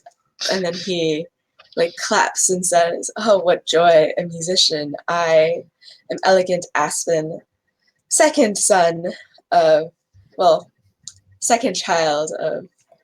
the great Shang clan, and I truly hope that you will play for us this night. Perhaps you can bring some warmth into our cold. I'm very honored. I'm very honored, and that is a lovely name. Aspen just like bows graciously. And I think Ivy will just look you up and down and say, I cannot believe that not only must we squat in this dilapidated ruin, but we have to share it with every peddler and beggar that passes by. She kind of like brushes some of the snow off of her furs and just stalks further into the building, offering no further pleasantries. I turn to Elegant Aspen and say, and I can see you are the polite child of the Shang clan. My twin is proud, as you might expect from the air, and perhaps needs more further lessons in pleasantries. Yes. It falls upon me. I apologize for bothering you, but it is very cold outside, and I. Oh, come inside. We must get you warm. Incredibly rude of me to let you stay out there for long. You seem like you come from far away, and I'm ushering you inside and pulling you in. So this area, like we've been here for a while. I have mysteriously set up tea from my things. So I'm preparing you a pot. But yes, you seem you've come from very far away.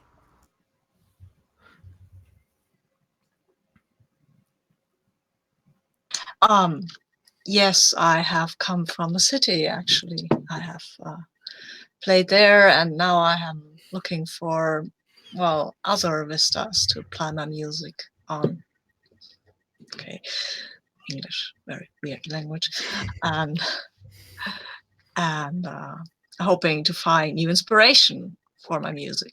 And that's I look at Elegant Aspen like, here's inspiration that He's I might find. twirling his hair around a finger.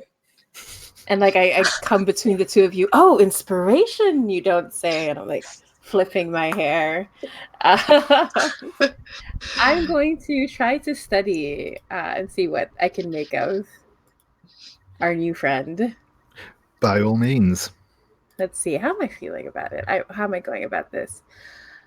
I feel like I'm trying to do it very quickly.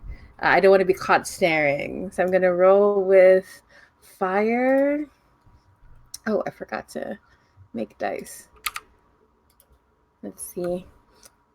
Green. That's a 5, 6, 7, 8.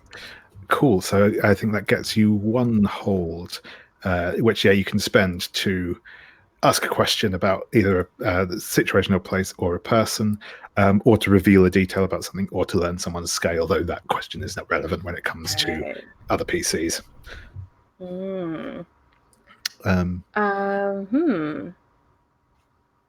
Let's see. I'm going to say I want to ask about our new friend's intentions. Like, what do I feel their intentions are? I think the intention is that there is some sort of interest in Elegant Aspen, for sure. This is not entirely a chance meeting. I'm going to take note. Continue showing how beautiful my hair is. But be careful. I may be too inspirational. I could overwhelm the senses. I will do my best to try to encompass all your glory, Master Jaded. No, wait, what was your name? Jade Serpent, Master Jade Serpent. Oh, aren't you polite? I quite like you. But I think this is obvious to you that I'm being a little protective of Elegant Aspen. I think I'm giving that away a little bit. Aspen just chuckles and is like, Master, you are embarrassing yourself. Truly.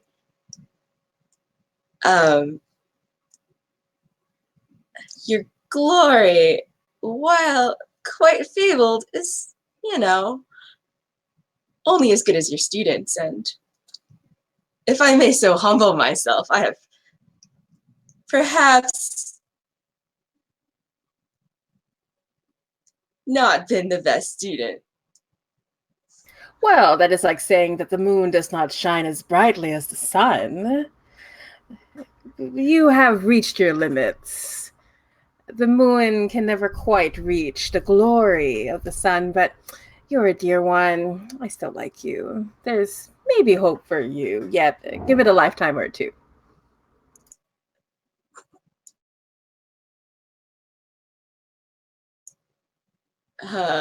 Aspen just like leans back against something and like lounges and rolls his eyes.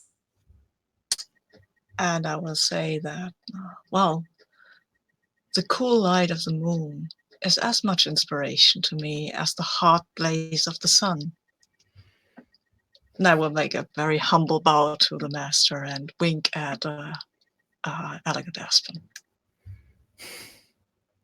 My, you humble me so, dear visitor. It is true, the moon and sun are equally beautiful, as different as their beauty may be. I thank you for this lesson. Cool. I think I will just quickly cut back to Dancer. What's Dancer up to now? I think kind of why she was a bit shaken seeing distant echoes, because like it's one thing to like know this place is derelict, but to see people just kind of like just wandering in like strangers was just kind of a bit much.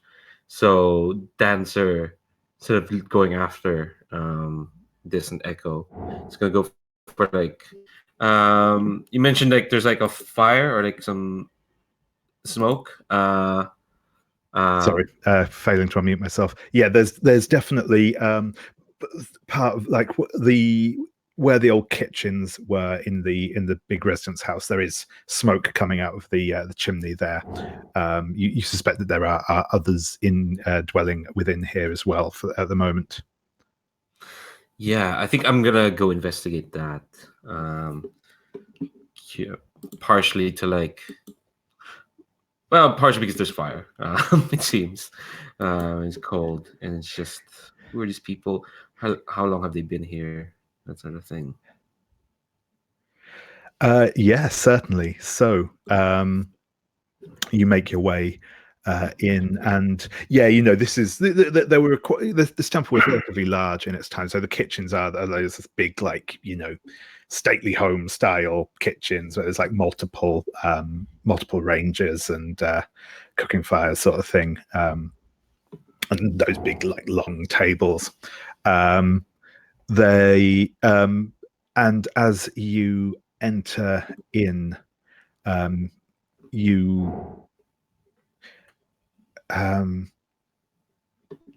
there is you kind of are you sorry, I should ask, are you just kind of like walking in through the kitchen door, or are you being more subtle about your entry? Yeah, I think I'm being more subtle, for sure. Just trying to like not draw attention to myself. Yep, certainly. So I think, actually, to be honest, I'll probably just ask you to make a study roll again to see if you're able to kind of learn about the people in there without, without being discovered. Okay, I think this is gonna be with wood. Honestly, it's the same as water because I'm fairly balanced stat line. Because Dancer's curious, and that's a 7. Okay, so you get to hold one, so you'll be able to ask one question about the situation, or about whatever. But I will. So you will kind of. I think you're able to like move up, and there are windows into the kitchen area to let the light in. You're able to kind of get up to one of those and sort of peek over the windowsill to see inside, and you will see there are a small group of people in here, maybe like half a dozen or so. They appear to be dressed in like fairly ordinary traveling clothes, obviously quite bundled up a bit against the cold, and they've got a fire going in the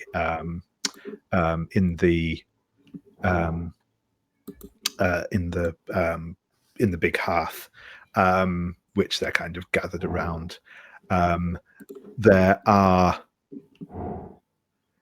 you can definitely spot there are clearly weapons around, some sort of swords and a couple of bows maybe. They're not like holding them, they're not like on guard. They do just seem to be literally gathering around the fire for warmth, but they're kind of on the nearby.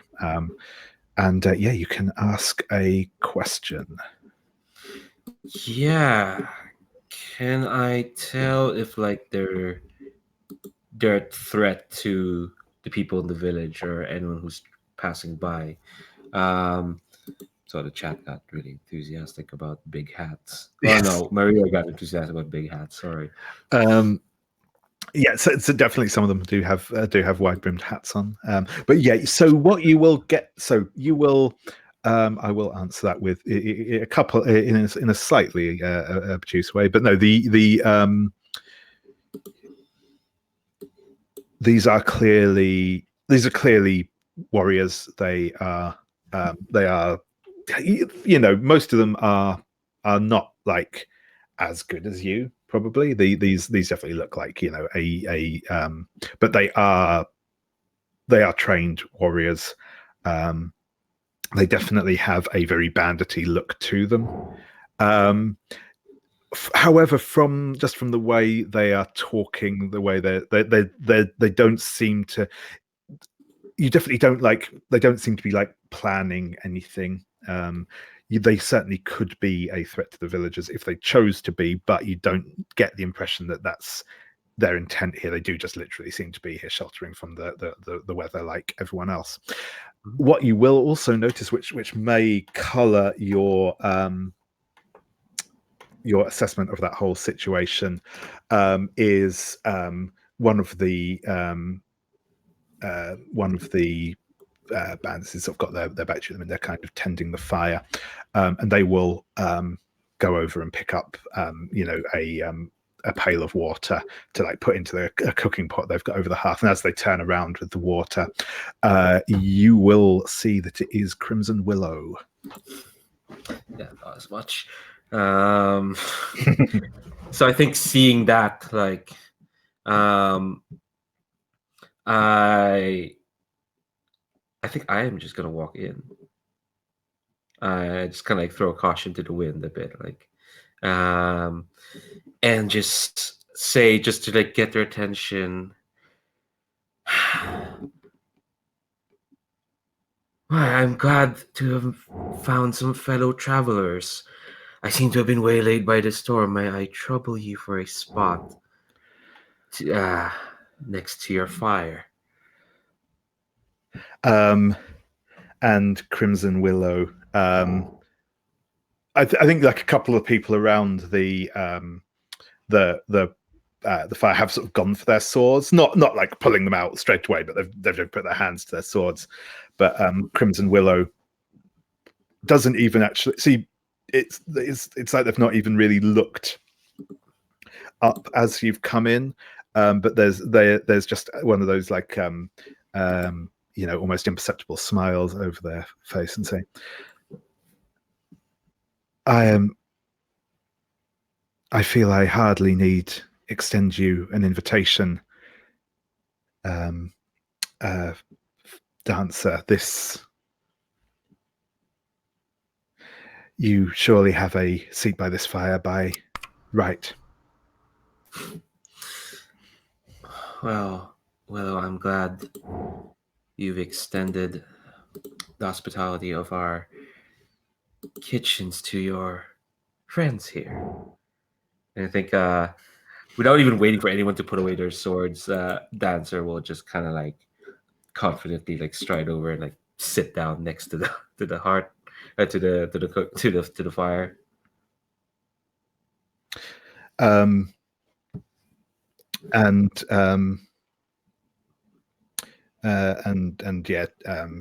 She will nod and say, "It has been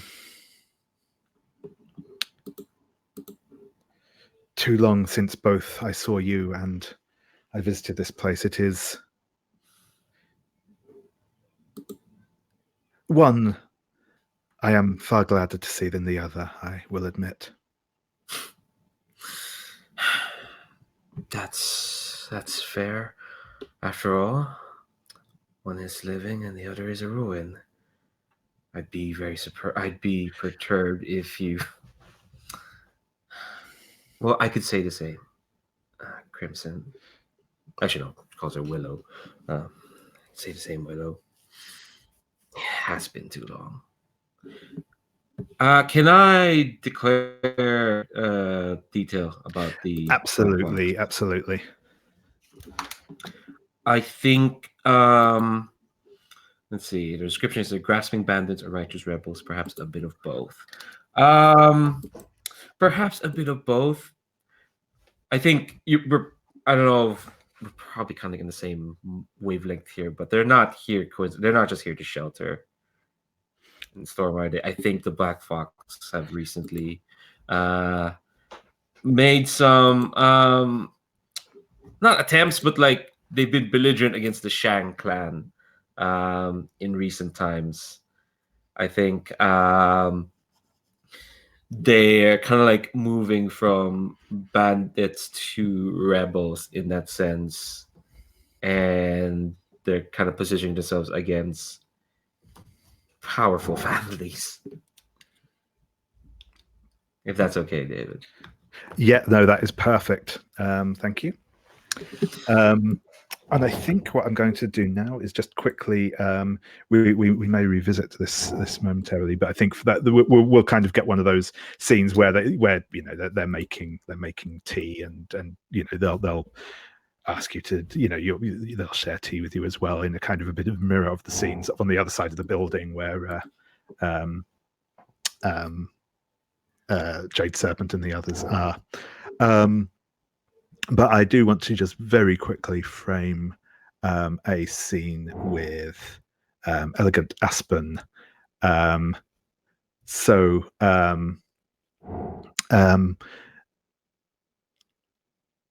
Aspen, you've decided to go off exploring or wandering around the place a little bit for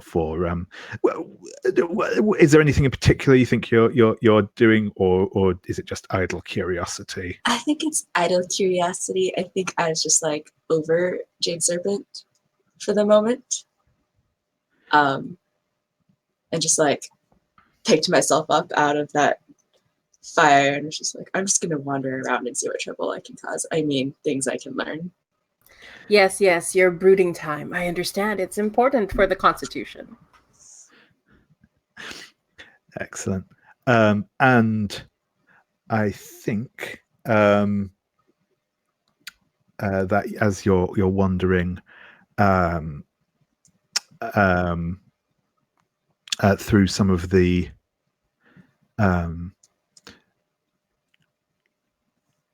through one of the upper floors, you will be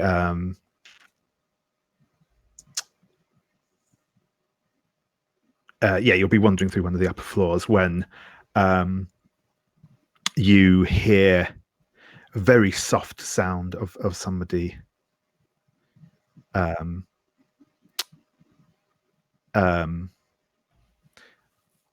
landing on the balcony outside sort of the room you're going past, and sort of silhouetted against the snowdrifts outside, balanced on the balcony railing, is Ideal Dawn, and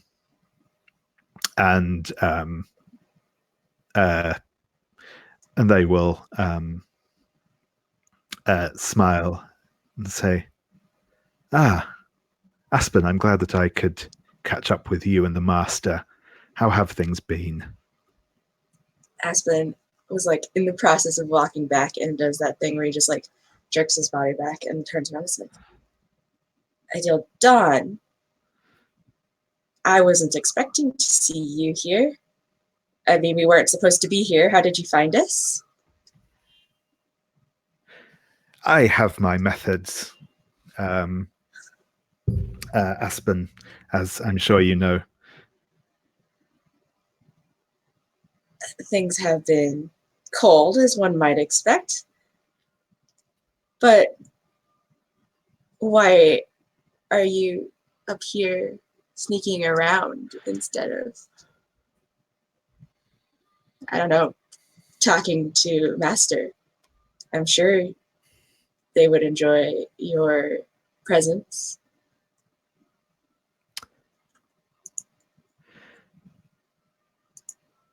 I am my own person. I do not need to hang on our master's apron strings like you do. I do not. I protest.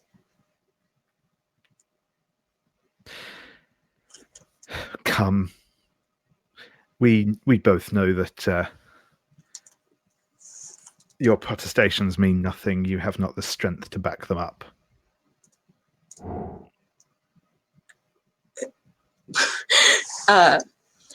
Aspen's just like crossing his arms. It's just like, we both know that you've curried your favor with Master for far too long. And now you're sneaking. You're clearly up to something.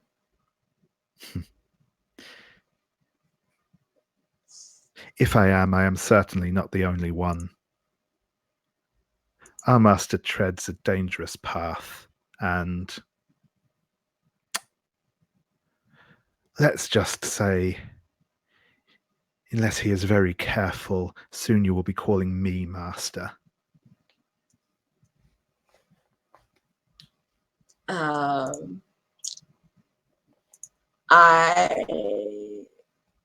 want to. Can I study? Yes, you certainly can. Yep. Let's see. And I think I am.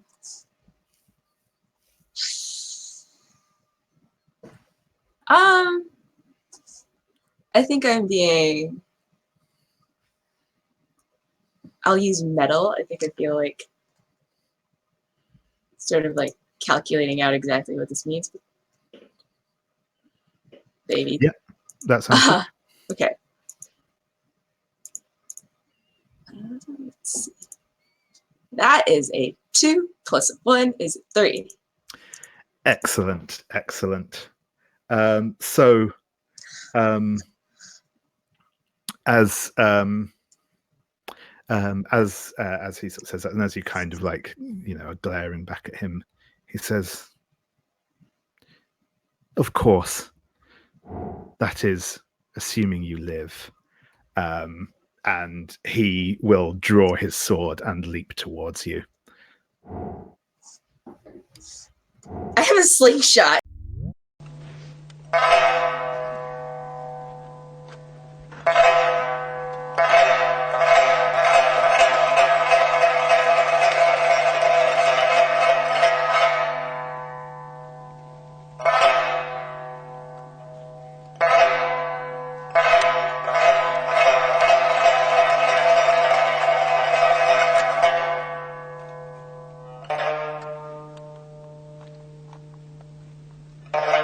Now pick up where we left off with things.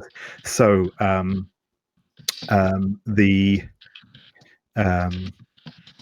we have just seen Ideal Dawn launch themselves sword first at Elegant Aspen. And before we actually get back into the scene proper, I will just give a brief explanation of duels and how they work. So we the way we'll sort of tend to do the way a duel will take place is we'll sort of start off by just kind of having some back and forth description about how the fight progresses, what people do, and obviously sort of lean into like using the fight as an example of showing off your character's motivations and style and all this sort of thing. After we get to a point where we feel like there's a sort of turning point in the duel, then there is a move called, unsurprisingly, duel, which will be rolled, and this will determine how the fight. Well, I should say it doesn't necessarily determine the outcome of the fight per se, but it determines how much control you get over the outcome of the fight. The other thing that's important with duels is there is in Hearts of Wulin a concept called scale. This is basically the idea that somebody who is objectively a better martial artist will beat someone who is worse. So if somebody is of lower scale than you, you are basically guaranteed to beat them if it comes down to a duel. But the roll will determine what how clean the win is, what you're able to achieve with it. Likewise, if you're fighting somebody who is higher scale than you, who is better than you, then you will you are sort of basically guaranteed to lose, but succeeding at the roll basically lets you control that loss, control how you lose. If you are fighting against somebody of equal scale to you, then it is at that point actually a question of whether or not you win based on the roll. So that's duels and scale. If two player characters enter into a duel against each other, and this doesn't necessarily need to be a physical combat either. It can be sort of other sort of contests or conflicts between them. But yeah, if you enter into a duel against another player character, there's a slightly different mechanic. You don't roll dice for that. It's a more negotiated thing. But we will cross that bridge when we come to it. So as we're going to fade back into the action, I will say at this point that that Ideal Dawn is higher scale than Elegant Aspen. We have established that they have probably learned some secret techniques that have been entrusted to them by Jade Serpent, but not yet entrusted to Elegant Aspen. And yeah, so to roll back into the action.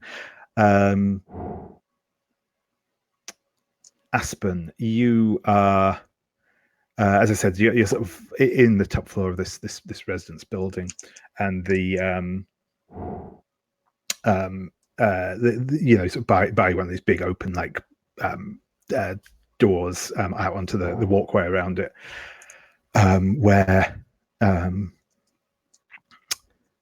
well, until moments ago, Dawn was stood as he lunges towards you with a sword. What do you do? I think I run up the wall and do like one of those backflips to get out of the way. And I'll just point that I am like a hopeful apprentice, so I don't lose immediately, even though Ideal Dawn is better than me. And as I like flip off the wall, I stick my hand into like one of my super long sleeves and just like pull out my slingshot. And probably a stone. Yeah, and I think Dawn sort of that lands onto the surface of the balcony and kind of spins back around to face where you've now gone to. He thrusts out like his hand and slams it into one of the big like support pillars of the building you're in. You can kind of feel it like reverberating through the building, and it's one of those, you know, where you have kind of like the tiered levels of like balconies going up out the side of it, and several of the icicles will like drop down from the rafters above you to smash into the ground at your feet. I think I just like do a spin on like my toes. And I think like Aspen's style is grasshopper wisdom. So I think it's mostly a lot of leaping and not being in one place for very long. And as I'm doing this, I think I'm trying to make as much noise as possible. Excellent. Yeah, and Dawn will snarl and or sneer, rather, I should say, and say, "You have always been weak, Aspen. If you had the strength to stand and fight me, perhaps we wouldn't even be in this position in the first place. And yet here we are." And he is going to once again leap. But I think this time he leaps like much higher rather than just kind of going for a straight lunge, and he kind of is like streaking down towards you, sort of with the his sword held in both hands, to attempt to sort of take you with an overhead strike. I think I like crouch down and using my slingshot just like aim at his hand that's holding the sword. Excellent. And I think we will go for the roll there. I think that seems like a good point to do so. So yeah, for the dual move, you always roll with your style element, which is wood. Yeah. So +2. Aha! That's a 12 + 2 is 14. Perfect. So yeah, I'll just have a quick look at your hopeful apprentice. So yeah, when you battle someone above your skull, you do not lose immediately. So basically, yeah, you can mark one of your elements in order to keep them occupied, and you still essentially get like control. So obviously you can't on your own take them out, but you can sort of narrate how this looks as you kind of keep them occupied. I'll mark my fire element. But I think it's like as I like use my slingshot and basically send this like small pebble into their head, that's hopefully annoyingly distracting enough that maybe it just like sends a shock, and maybe they lose their grip on the sword a little bit, which gives me time to just like roll out of the way, and I'm just like, what might look like weakness to you is just me knowing my own limitations, and kind of like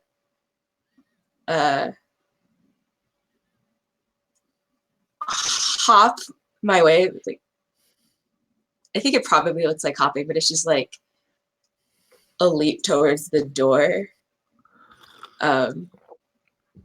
trying to sort of at least put some distance between me and him, because I know I probably can't beat him. So yeah, sure thing. So I think we see, I think actually even as you strike him in the hand, I think he actually does lose grip on his sword and it sort of skitters along the balcony. He quickly dives to retrieve it, but yeah, it obviously gives you some breathing space. I'm also going to say at this point, if someone else or if anyone else wants to enter in on the scene, you may do so. As this has, there has explicitly been quite a bit of there's noise been lots and of commotion. yelling. Yeah. Elegant Aspen is not an elegant sword fighter. Let's see. Sunset Reed. Oh gosh, what's your disguise name? Distant Echo.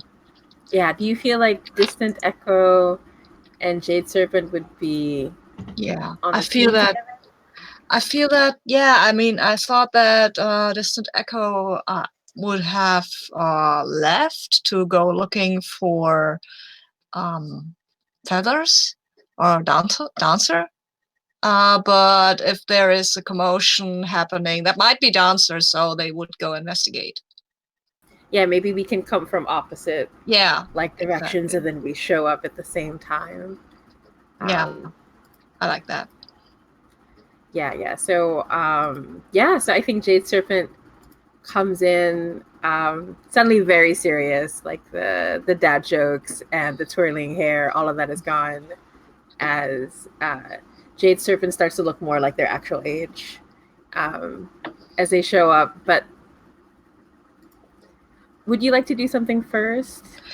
I think I would. I don't even know what's going on, but I know that this stranger here is attacking someone I kind of care about, and I would at that point just maybe get in their way a little, just parrying the I missed the point where what kind of weapon is Ideal Dawn using? Yeah, so Ideal Dawn is wielding a longsword. They're probably, as you arrive on the balcony, it's probably at the point when he is just retrieving it and about to make another another sort of lunge towards. Yeah, I think I will just stumble in the way and crying out like, "What is going on here?" and casually parrying the longsword with flute. Like it just looks like I'm not really trying to do anything. Like I'm mostly bumbling through the whole thing. But I mean, I don't know if he's above my scale. Well, that's fine. I think at this point, as he sees the other two of you come up, he will kind of hold up his sword and sheathe it in an elegant movement, and says, "Come now. I was merely sparring with the boy. There is no need for." Oh, forgive me. That I was mistaken at your intention because you had unsheathed your sword. That seemed very dangerous to me, but I am only a lowly musician and cannot fathom the secrets of such great warriors as yourself or that young student here. Excellent. I think if you wish to, you can make a study roll there, or potentially even a. Just thinking if this would be. I suppose it could be a hearts and minds if you. If there's anything you actually want them to do, or nothing if you don't feel that you have any particular goal here. I want them to stop attacking Elegant Aspen, but they have, so that's fine. But I would like to study them, yes. Yeah, sure thing. I'll roll with, let me look at my character. What do I roll with? I think I will roll with Earth with caution, because what is that person and why are they here? And okay, that was a good choice. I have a 10. Nice. So on a 10, you get to hold 2, and you can ask. Again, you've got the list of questions, or list of options there, I should say. I want to know what this person is doing here. Is he here because he wants to humiliate Aspen, or because he's in love with Aspen and trying to get their regard, or whatever? Yeah, he you can tell that, yeah, he definitely has contempt for Aspen is probably the best way of putting it. And yeah, he does. He doesn't necessarily want Aspen dead, like specifically. He's not here to kill Aspen as such, but at the same time, you very much get the feeling that he doesn't really care if Aspen does end up dead. But is he here because of Aspen? For my second question, or is there another motive? No, I'll give you that. That was part of the first one. No, he is not. He is not specifically here to deal with Aspen. Okay. But whilst the opportunity was there, he took it essentially. But yeah, you can ask another if you want to, or state something else. Yeah, I think I would like to know his scale. Certainly. So, you think. Okay, I'm going. Yeah, I think this is. I think that's probably a fair way of answering it for you. Is to say he's clearly very skilled. You don't think he's more skilled than you, but you would struggle to beat him without revealing your true techniques, basically. Fair. I like that. Yeah. Yeah, and I think when Ivy insists that it was just sparring, I'm going to use hearts and minds to force my student to apologize to the other student. Certainly. And say, I'm going to say, now. And that seriousness disappears. Like I'm covering it up again with a smile. I understand siblings. Sometimes things can get a little heated, but apologies are still necessary. You did worry our new friend, our guest, and that is most unseemly behavior from you two. So I'm going to... How am I doing this? From what I said. I think it's... Yeah, I think I'm doing patience. I'm using wood. Yeah, that sounds good. Yeah. Ooh, 6, 7, 8. 8. So on an 8. Yeah, they can instead choose 2. And I think it's really... I'm pointedly looking at Crimson, like, you know, like... I have a feeling this is not the first time they've picked on the other one, so... Yeah, absolutely. Did you mean not. ideal? Oh, yeah. Sorry. I meant Okay. ideal. Yeah. Thank you. Yeah, that's cool. Yeah. Yeah, no, it's absolutely not. Oh,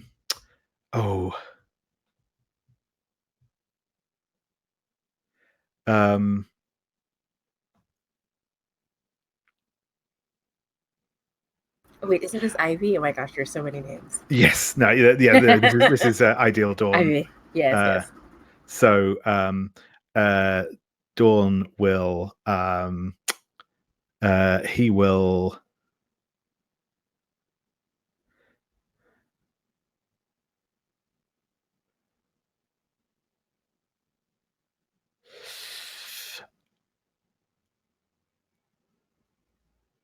I think I've in fact just answered what he does. He waits a moment and he nods in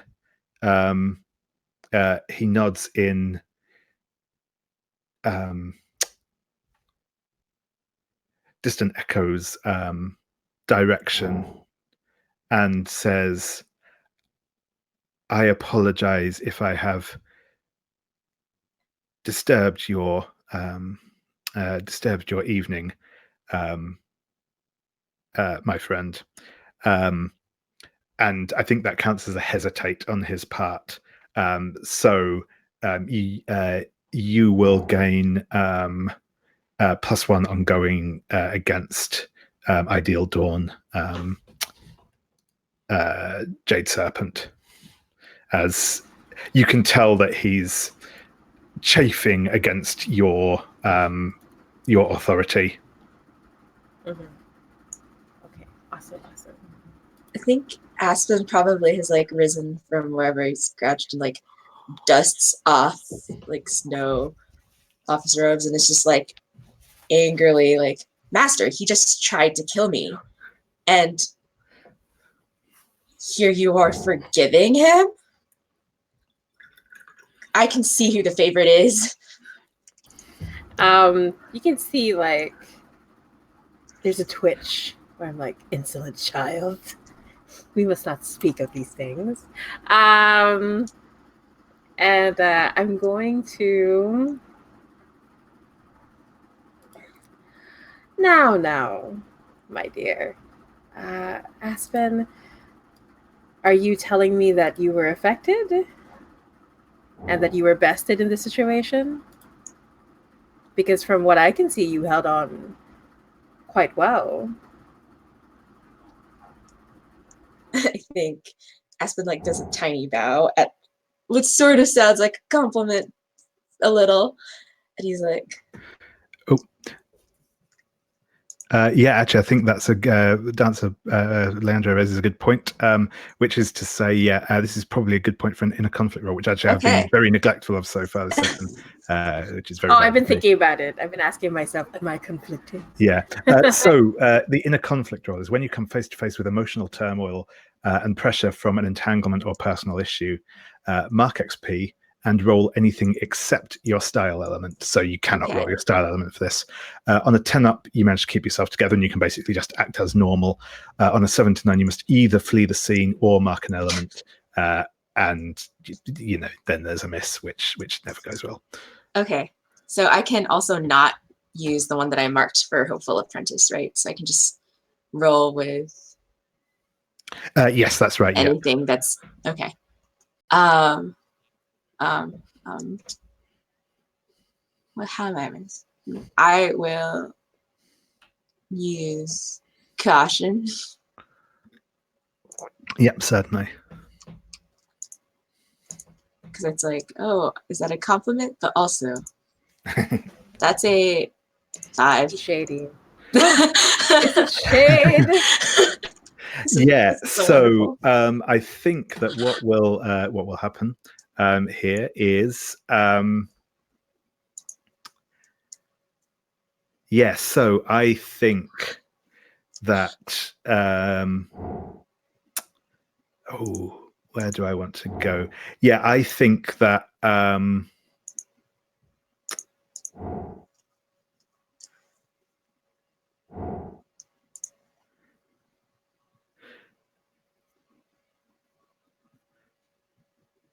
that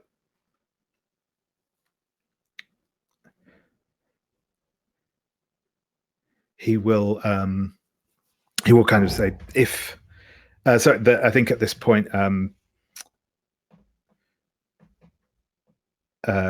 Dawn will step forward again and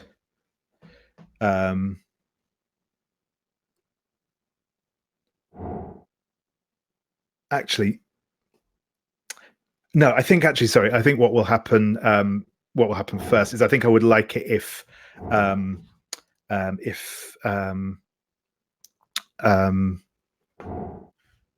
Aspen maybe makes some sort of outburst against his master, and then I might pick something up from there. Yeah. I really think I'm like, I see clearly that anything I do is not going to win your favor. And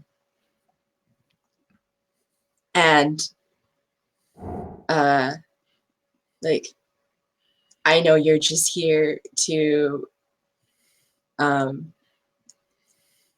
protect Ivy, and really, what am I? Just this tag along that you've deigned to teach a little bit, but have I see that I will never quite prove myself worthy.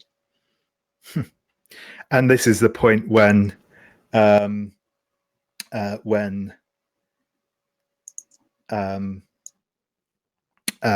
will step forwards again and say, "See, Master, the insolence that spews from his ill-trained mouth.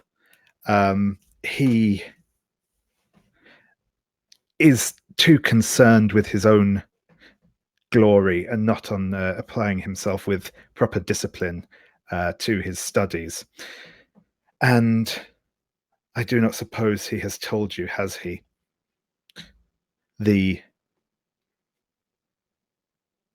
His so-called failure to protect the evidence that had been gathered against Onyx Talon. I have reason to believe that he is in collusion with the Talon. And so, no, I was not trying to kill him just now, though if he had been so neglectful that a little gentle sparring would leave him vulnerable, so be it. But perhaps I ought to have done." I'm a real inner conflict. I'm just gonna say that right now. Sure thing. I was already feeling guilty, and then now my sworn nemesis may be working with my student that I have failed. So I'm definitely rolling. It's just, is it a flat roll? I forgot. It's a roll with any element, Okay. but you can't use the element. That's right. That you Yeah. that you Embody. your style. Yeah, exactly. Yeah. Oh. Oh, and sorry. Also, Aspen, I will ask you to mark the stat that you just made that in a conflict roll with as well. Yeah, I'm gonna feel I feel like fire is appropriate. For how strongly I'm feeling, like I'm trying to hold it back. Okay, here we go. 6, 7, 8, 9, 10. 10 is good, right? Is that right? Yeah, no, that's right. That basically means that you are able to act as you wish. That the conflict has no no impact on you, essentially. Okay. I think the reason that happens. Ooh, let me mark my XP first before I forget. I feel like the reason that happens. There's like that weird flashback scene, like just a moment. It's like black and white, and you can see that I look exactly as I do now, but Elegant Aspen is just a child that I'm watching from afar, and this mysterious figure behind me says, "No matter what, you must protect all of the children, but this one is especially important." And so when we come back to this moment, I take a deep breath and I say, those accusations are truly dire, but I'm sure we can talk about it over tea. Shall we retire back to our room? I'm sure you still remember how to make tea for your master, do you not? And I'm looking straight at sunset, sunrise. Oh my gosh. Ideal dawn. Dawn. Wow, I totally missed it. Dawn. It's like a sunrise. Sunset. And I say, I'm looking pointedly at Dawn, and I'm trying to play it off as if it's nothing, but they're used to their master being this way. Certainly. Cool. And I think we'll maybe fade out on that scene as you head off for tea.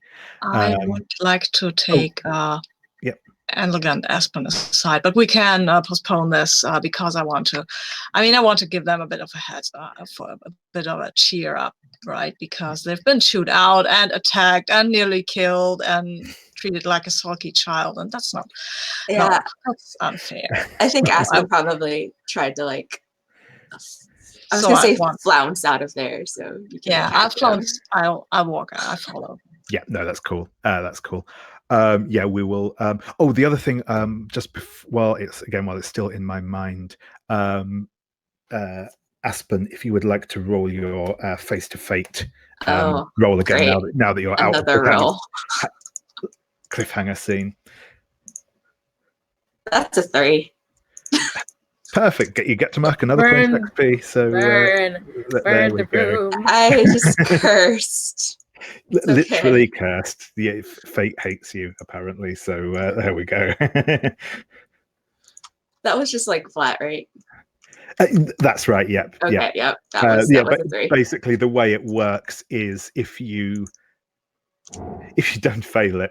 If you don't fail it, you basically get to put that roll aside, and at a later point you can swap it in for a different dice roll. Unfortunately, yeah. Cool. So thank you, and I think I will. We will come back to that scene with. We'll come back to the scene with Aspen and Sunset in a moment, and I think I will switch back and see what Dancer is up to. Yeah, I'm having tea with these lovely bandits, right? That sounds about right. Yep. Yeah, I think I probably get the feeling that like these Black Fox hench folk are probably a bit wary. Yeah. You will also. I will tell you this sort of straight up for free because it's something that you will definitely be picking up on over the course of being with Crimson Willow. You can tell that she is both like genuinely like pleased to see you. Pardon, sorry. You can tell that she is genuinely pleased to see you, and is like, yeah, happy to be chatting with you and stuff again. But she is also a little bit wary of you as well. You can just tell there's just that slight edge, even though she is like on an emotional level, she is being she's sort of connecting with you, but there's just that you can tell just in her stance that she's still kind of poised to, fight or flee or whatever if you make a move, and you not fear, but you get that genuine sort of sense of that she is genuinely wary of you. Mm-hmm. Yeah, I think Dancer is probably going to ask about what the heck are they doing here, the Black Fox, but she'll probably pick up on that, and so she'll try a different tack and just say, "It has been some time. I hope you have managed to see people from before." And Dancer kind of gestures to the ruins around them. Few enough, I'm afraid. It's been, well, there were not many who escaped that day. I have been in touch with one or two. Tell me, I don't suppose you know why they came for us? And she will kind of take a sip of tea and sort of, are you like, I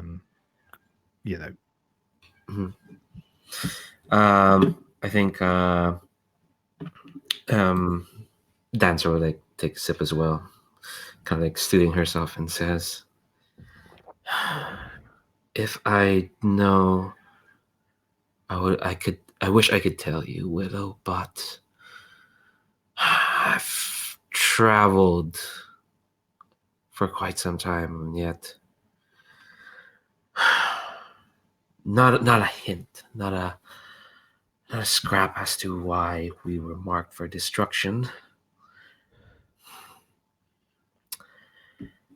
And she kind of like almost kind of like gestures to like the sword that she has, which is very clearly like an old sword from the temple. It's like, even making myself as obvious a target as I can be. No, it seems people these days are content to leave our order in the past." And when she says that, she probably doesn't realize that it's a bit of a dig at, at Willow. So she says that, and she kind of like winces a bit, and I think she kind of like gives like a nervous look around to who she's surrounded with. Well, I would certainly be wary. I think the matter is not quite as settled as we thought it might have been.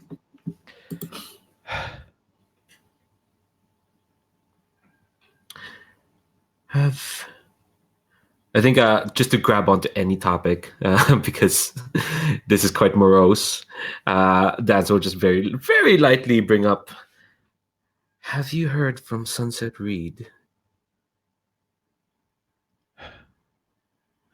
I have not seen them for some time. I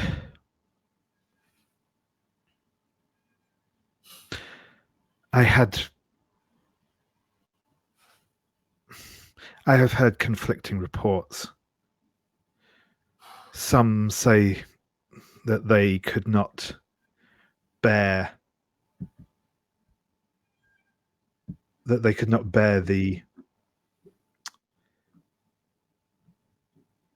what they did and have gone into seclusion. But I do not know. I have not spoken to them in some time. I still have one hold, and I would like to use it now for Dancer to realize that that flute he saw on that wandering musician reminded him of Sunset Reed's flute quite a lot. So it's either the same flute and that musician stole it, or whatever. Yeah, that sounds good.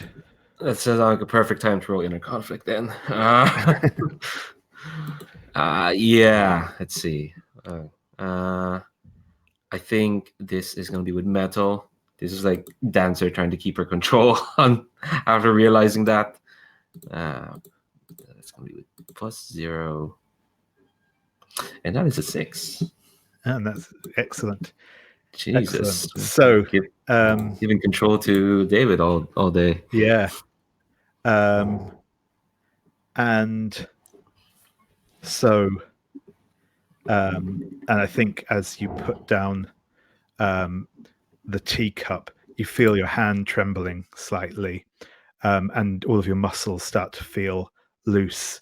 And she says, and others say that he is still hunting the survivors, and there is a considerable bounty for each one brought in.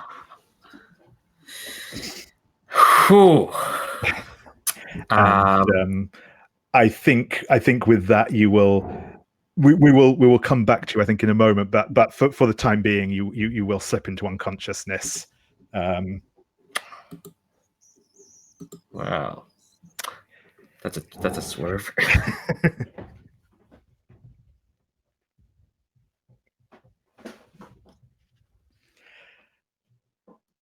And whilst that is going on, we will switch back to Sunset and Aspen as they catch up with each other. I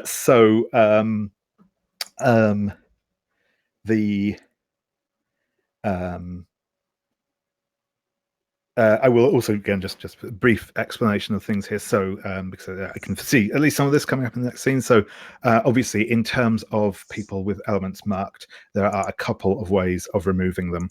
The most active way of those is generally using the comfort and support, or comfort or support, I should say, move. Which can be either done by like supportive words or like applying medical attention. It is also possible, I will point out, to use this in combat as a sort of like aid role. But that's one of the primary ways of doing so. Other people have access to other ways of removing conditions from people as well, but that's sort of the primary one. The other thing that can be done is like between scenes. You can you can have a quick montage where you clear one element and show and basically show what you're doing to overcome the negative aspects of it, or dealing with however you've come about it.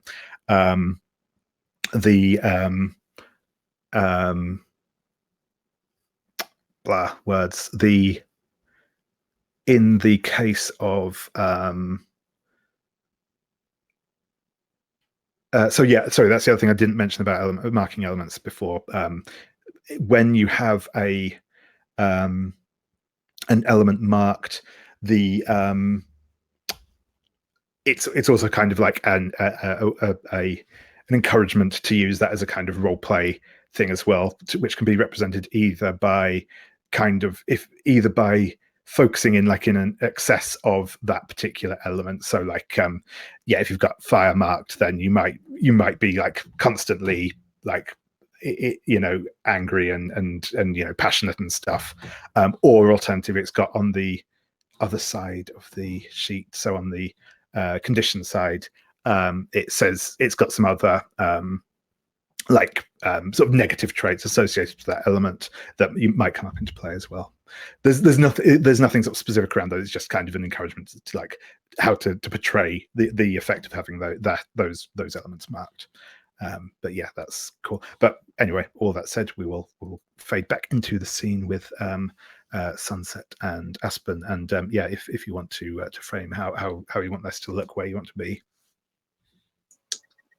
Yeah, I was following you as you were walking off, and I'm saying this was unkindly said by your master. Forgive me for criticizing such a venerable sage, but I feel that he is treating you unfairly.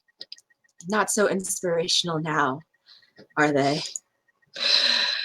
I am afraid I was inspired by others more than by him.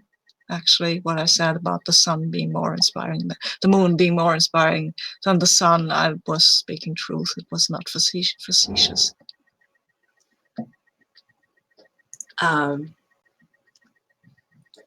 think Aspen like whirls around and like faces sunset.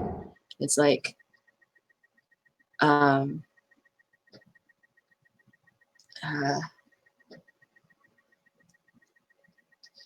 are you here just to flatter everyone you meet?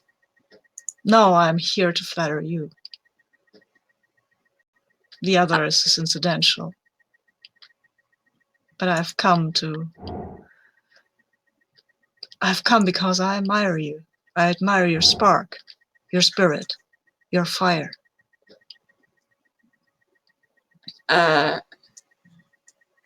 Aspen is like pretends to be shocked. He's like, oh. But I overstep, forgive me, I bow to you. This was unseemly. I see, yeah, my passion overtakes me. I should not have spoken so openly. But I think I want to, sorry, so many tabs. You want to study me? Yeah, I want to study you, and I want to use my smiling, proud wanderer move to do this without rolling. Okay, cool. Because rolling is a scary, terrible thing. Yeah, go ahead. Yeah, I guess I'm going to ask, like, do I sense that you are being sincere? Yes. About your admiration? Yes, I am sincere about my admiration. There is lots of things I'm not telling you, but I'm sincere about that. Okay. I think then Aspen like lets out like a trilling laugh, and it's just like, oh, well, in that case, what will you say about me in these songs that you will play? What will I say in my songs? Maybe I have no words for my songs, but maybe you want to hear something I could play for you? Yes, why not? It is a cold night. Truly. And music makes the heart lighter, I find. And then I will play a song for you. And it's a cheerful song. It's upbeat, it's kind of curious, the melody is skipping. There is sometimes it's a bit even angry, but mostly it's kind of curious at the world. Like this open-heartedness that the student has. And now I'm trying to comfort and support you, because I think you need that. And I will roll this with some appropriate element. I will roll this with earth, maybe? Yeah, earth, or even wood. Wood is even better. Let's see how that goes. Oh, well, yeah, goes well. I roll a 10. That. Excellent, yes. So with Cicada likes me. So with a comfort and support okay, the way this works is if they accept your words or accept the support you're giving them, they can clear. Aspen can either clear a checked element or gain a bond with you. On a 10 up, you as in Sunset me. Can clear an element yourself, ask them a question they must answer, or gain a bond with them. Ooh, I want to ask them a question they must answer. I think, yeah, Aspen hears like that music and sort of recognizes a little bit of himself in it. So I think that does help. And so I'll unmark my fire and kind of be more welcoming opening of apparently your tension. And I think the question you must answer is that I will ask you, do you think that there are crimes that can never be forgiven, no matter whatever one does?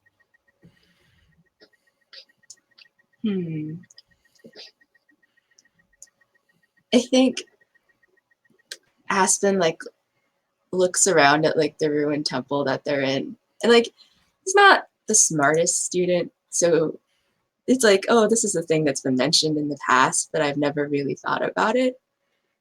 And he's like, I think that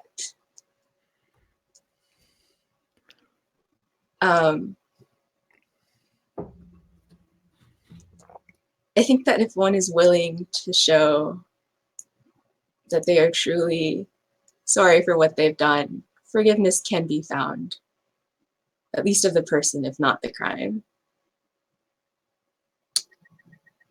You're very wise.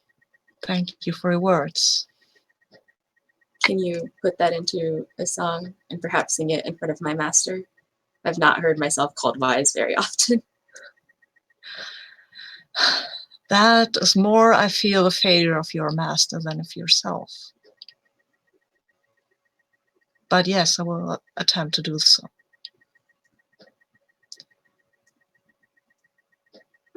I have some other business to attend to. I will rejoin you presently. Thank you, Sunset, for your kind words and kind song.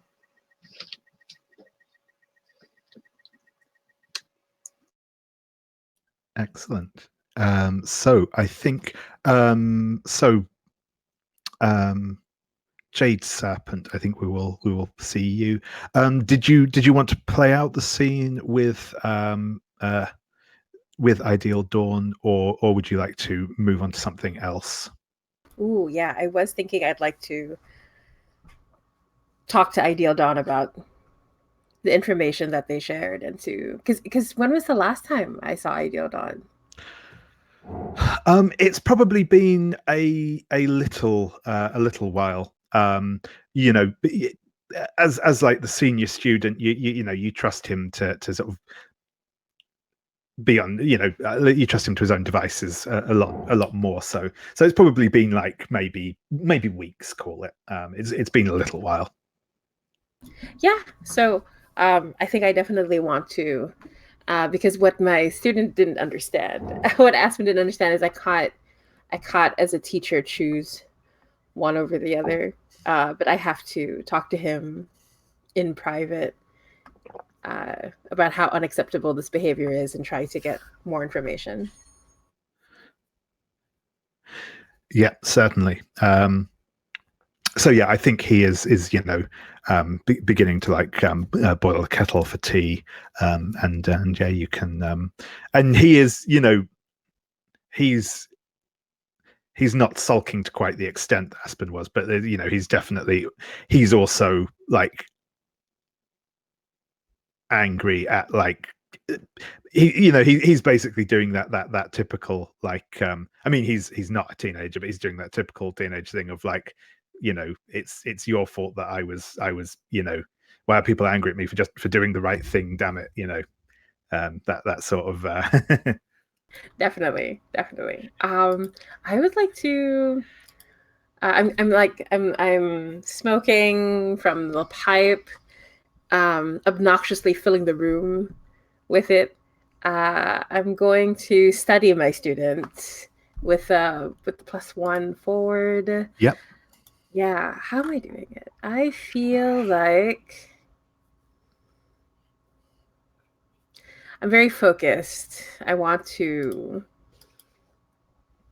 what they said, even though I was able to withstand it, it was disturbing. So I'm very focused on the task. And did the dice change? No, I'll do it again. Okay. 4, 5, 6, 7, 8, 9, 10. 10, perfect. So you get 2 hold, which you can use again as per the list in study to ask questions about them or the situation, or to you can also declare something as fact rather than asking a question if you wish. Ooh, do I want to complicate this? I'm going to complicate this. I'm going to spend, I like how Sabina's like, yes, complicated. I'm going to spend 1 hold to declare something which changes or adds to the established fiction. Just to make it less creepy, I'm going to say ideal. Sunset is older. And I'm going to say that they've been in love with me this whole time. And they've been trying to impress me. They've been pushing themselves too hard to do so. Sure thing. That's good. I like that. And I'll say, like, the reason why it comes up in this moment is because I've been aware of it. I've had a suspicion, but that outburst earlier really laid it bare to me, and I didn't want to embarrass them in front of Aspen. And so, yeah, I think I'm going to hold on to my other one just for now. And I'm going to say, now, if you stare at that tea anymore, you're going to double boil it at this point. And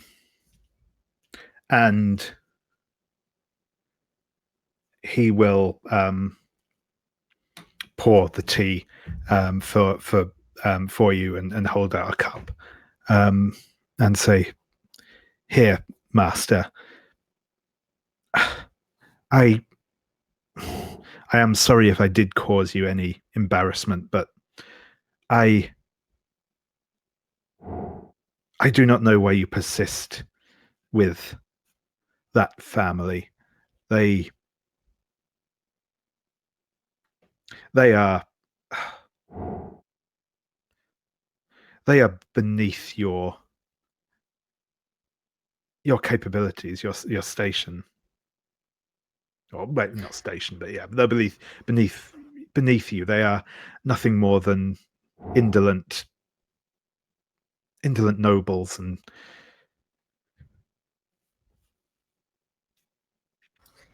I smile and say, "Oh, but they pay so well. What would I be if I were to say no to so much money that they throw away? But, you should not look upon Aspen in such a fashion. Aspen has potential. Aspen has heart and is eager to prove things. I simply do not want to coddle the child. But you talked about something disturbing. I need to know more about this. You talked about Onyx Talon.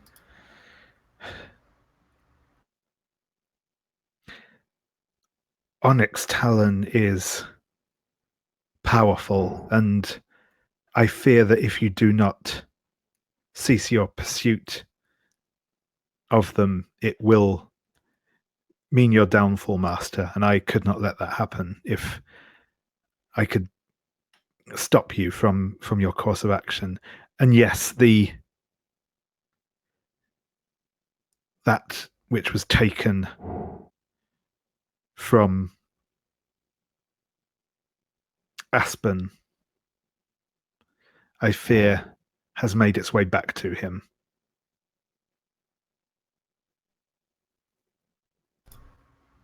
Well, your master has lived for a long time. If I were to die, I could expect you to take care of my students, couldn't I? Of course, but I do not wish to see you dead. I fear it may be an inevitability if you do not veer from this path. And I think in this moment, Jade looks a little serious. Their eyes sharpen. And they say, there are some courses we cannot steer away from. And Onyx Talon is that for me. It will end with one of us dead, no matter what happens.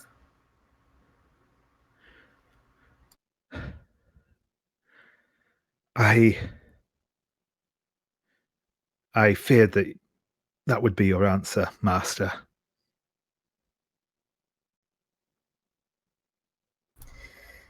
Now, enough of this talk. Just tell me one thing.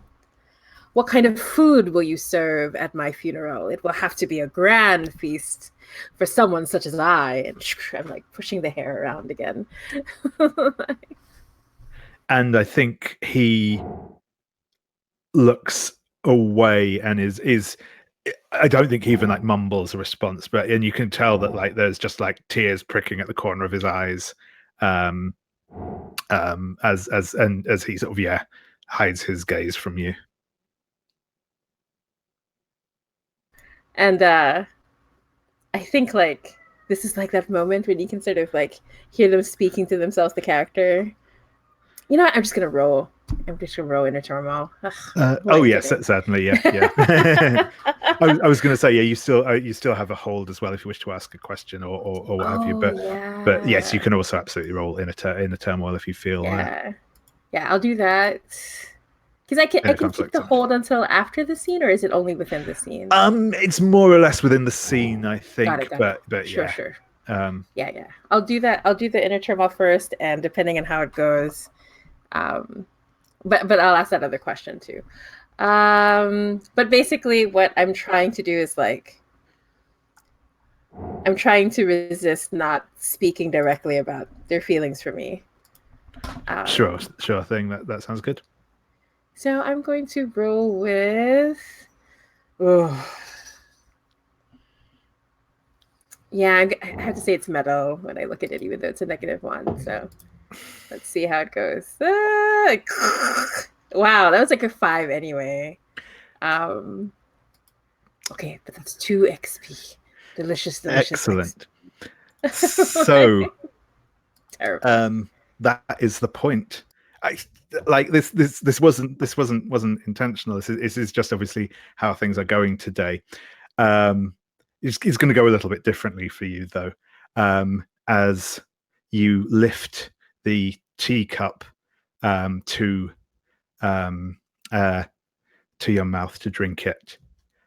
You stop yourself because you know that it's been poisoned, and not with merely a knockout potion. In this case, this was this is a very rare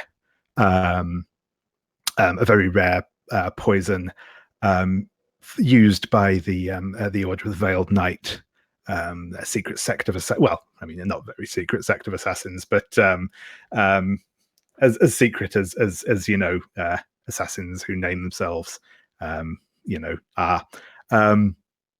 It's distilled from mysterious fungus, and it can kill in seconds, sort of thing. It's almost entirely imperceptible, except obviously being a master herbalist as you are, you recognize its telltale sign.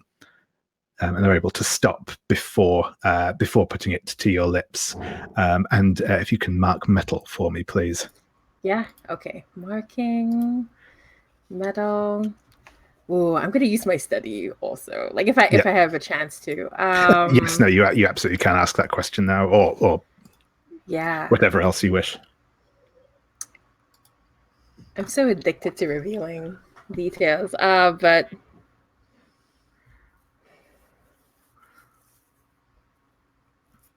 I'm going to ask, how can I manipulate them?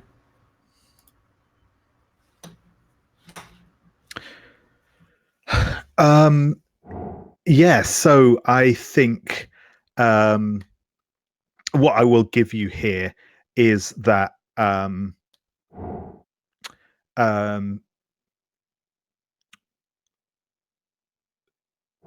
which I think will sort of play into this, is that you can tell this can only have been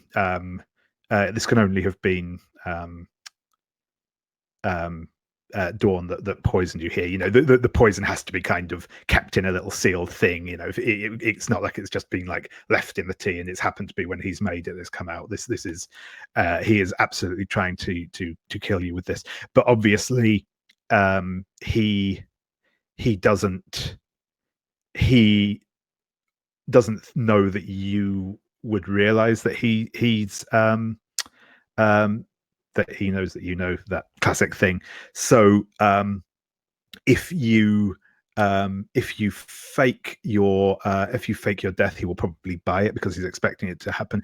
And you can also tell he genuinely doesn't want to do this, but feels like he has to. His feelings for you are genuine, but that doesn't overcome the fact that he is going to he was going to kill you. And I will also give you this for free because I think it was fortunate enough. He is 100% working for Onyx Talon, and that's why he was trying to get you to back off.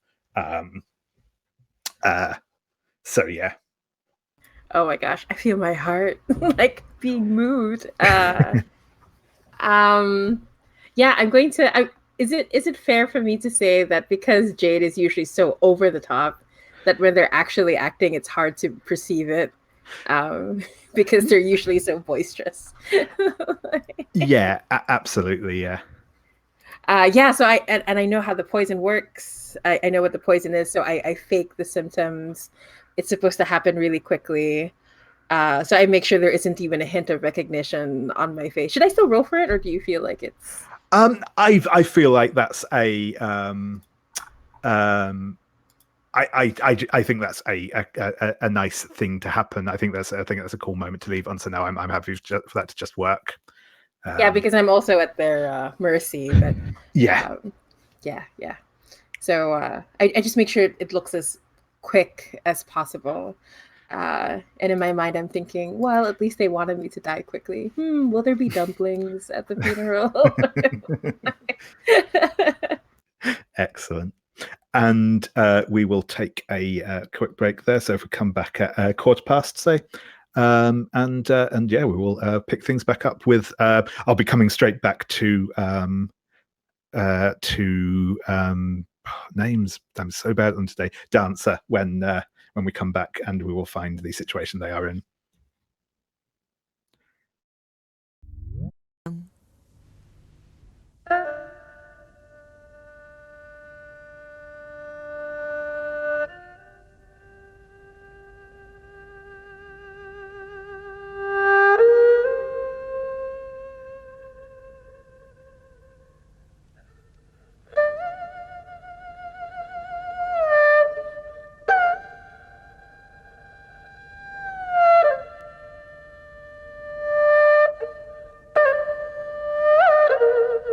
Excellent. Well, welcome back, everyone.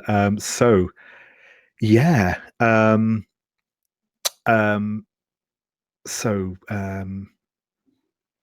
Dancer, you will slowly come around to you have that sort of like sudden moment of like, wait a minute, everything seems like it's the wrong way around, when you realize that's because it is, and you have been bound and are currently hanging from a hook in what looks like one of the big storage basements underneath the residence. You are, I said you've been bound and tied up and are hanging down from there. There is some light in here. There's a couple of lanterns lit, and there are a couple of in fact, I think there'll be a couple of the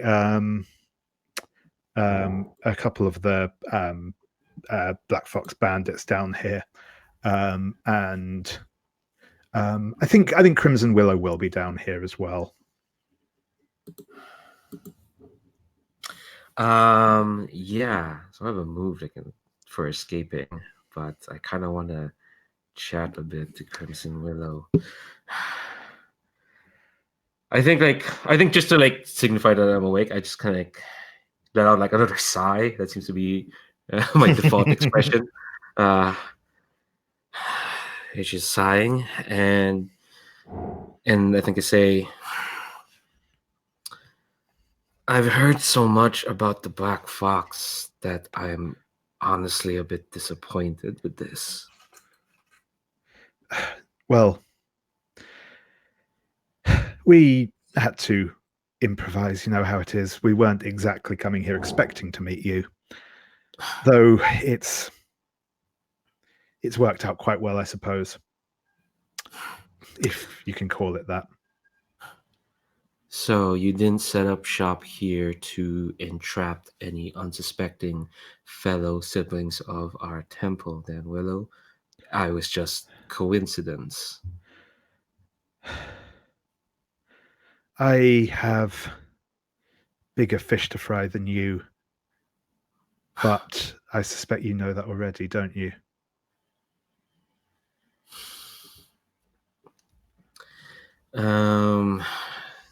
I actually don't. Out of character. I know Reed is here. I don't know anything about the Shang clan being here. But I won't say that out loud. Of course. You always were one for moving forward. You wouldn't be stuck wallowing. I don't know. I wouldn't say. I'd say it's a fortunate confluence when I can combine both profit and revenge. I think Dancer closed her eyes for a bit. She's very good at pretending to be chill right now. I probably should roll her inner conflict. Oh, that's a good point. Yeah, I think maybe we have an inner conflict roll here, but I think yeah, was it to see how chill she's actually managing to be. And I think during this whole time, she's kind of undoing her bonds, however she knows, because I do have that move. She can to escape. That's why she's kind of chill, and she says "Did the?" No, I need to look up the name of that faction. I guess the heavenly clouds didn't mean so much to you, if you're so quick to move on to something like this, to selling us out.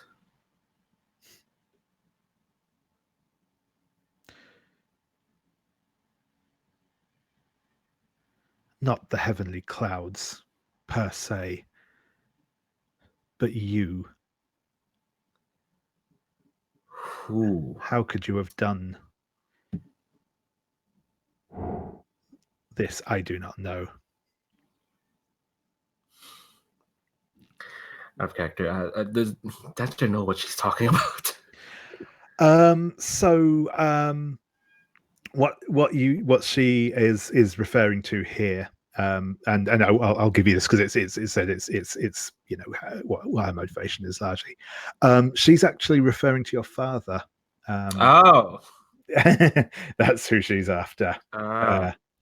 Okay, I feel like I should roll study for that, but no, that's fine. I'm happy to give you that. Yeah, I think again, Dancer will sigh as it all kind of clicks, and she says, "We can't choose where we come from, Willow. We only choose where we're going forward." And I'm going to roll this Royal Tramp move. Excellent. You may attempt to escape a situation even when surprised. So I'm just going to roll. And I think this is with water. So that's gonna be +1. Ooh, that's another 6. But I will burn my bond with Crimson Willow. Sorry, Maria, I'm not joining your club. To get a +1. Excellent. So on a on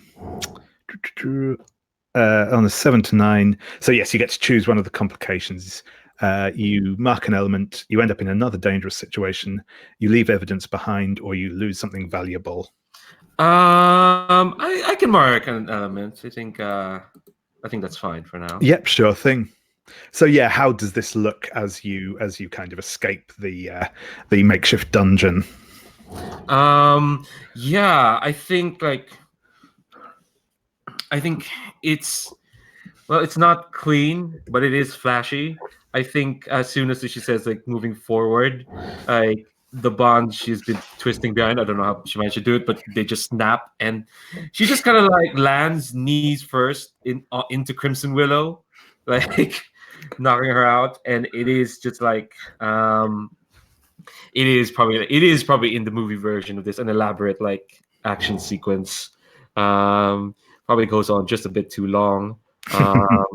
And maybe there's some gratuitous CGI flying daggers running about. And I think we're in the storage space, yeah. So you can tell me where I emerge, but I think I won't have defeated the entire Black Fox. That's a bit ridiculous. But I think enough of them to get out. But I'm still kind of like being chased, I think. Yeah, that sounds good. I think you've managed to.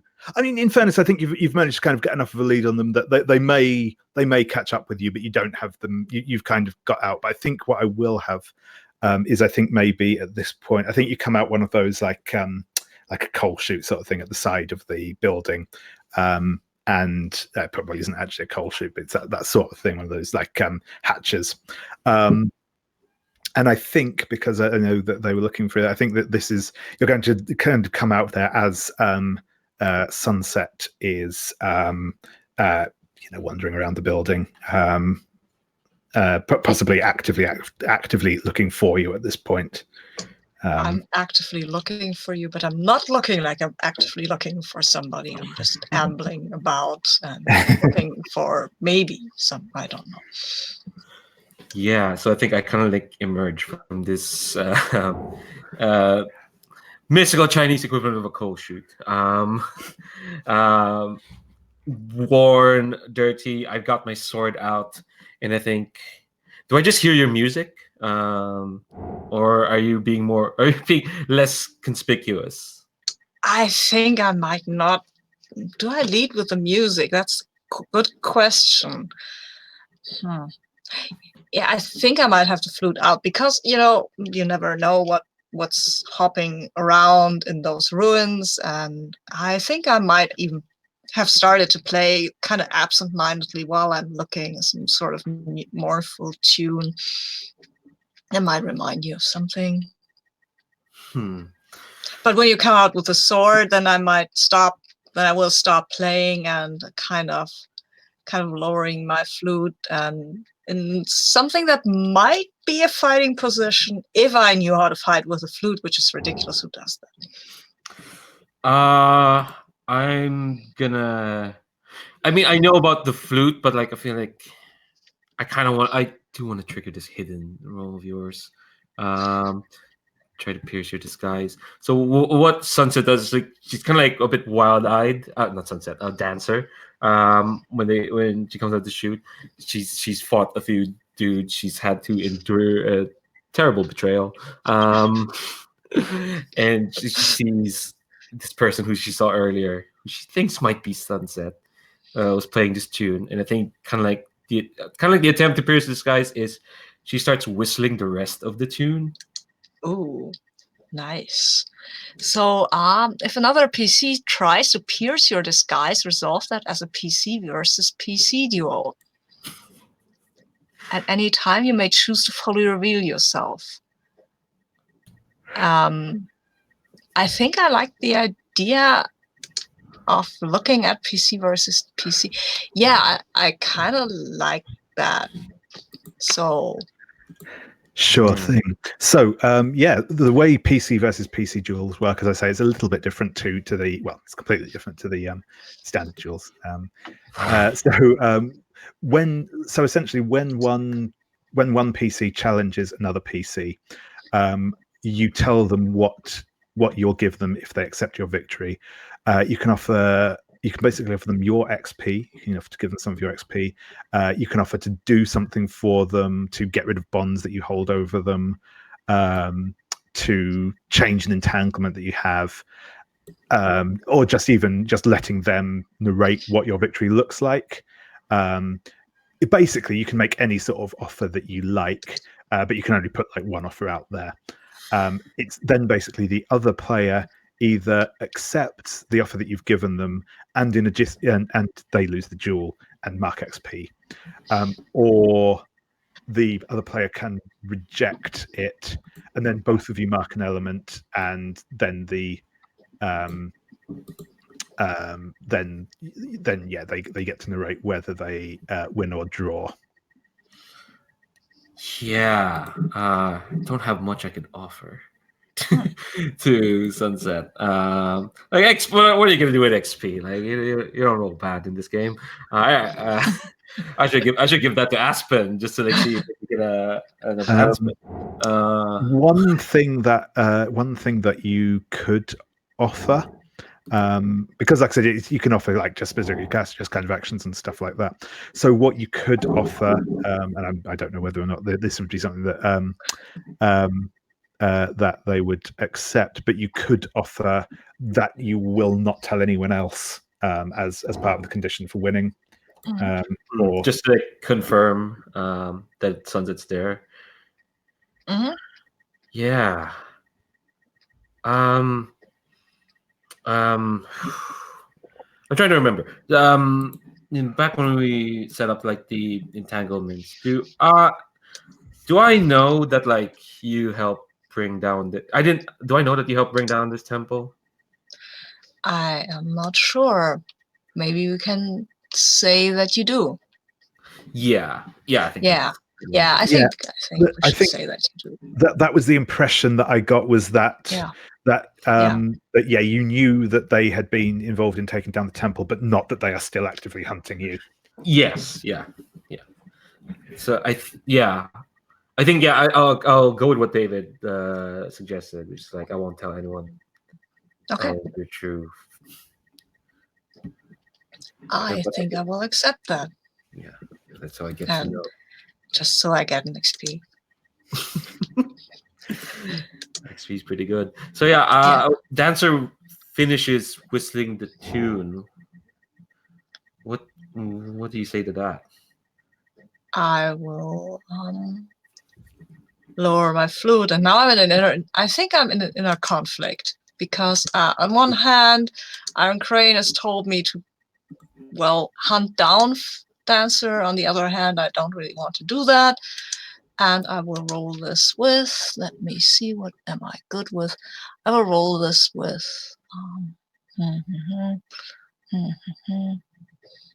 I guess I will roll it with Earth. Sorry.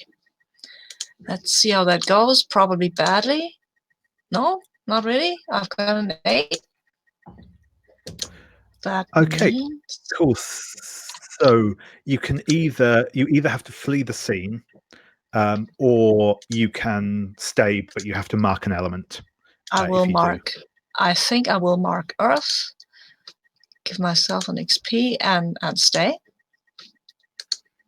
And then I will. I think I will fall to my knees, actually, because I think I feel guilty about the whole thing with the temple and my whole role in the whole thing. I'll fall to my knees and bow to you and say, oh, sorry, I have to look up your name before I say anything. Five Feathers Dancer, I'm come upon you in these ruins, whose downfall I caused. There are no words. I cannot apologize. My life is yours.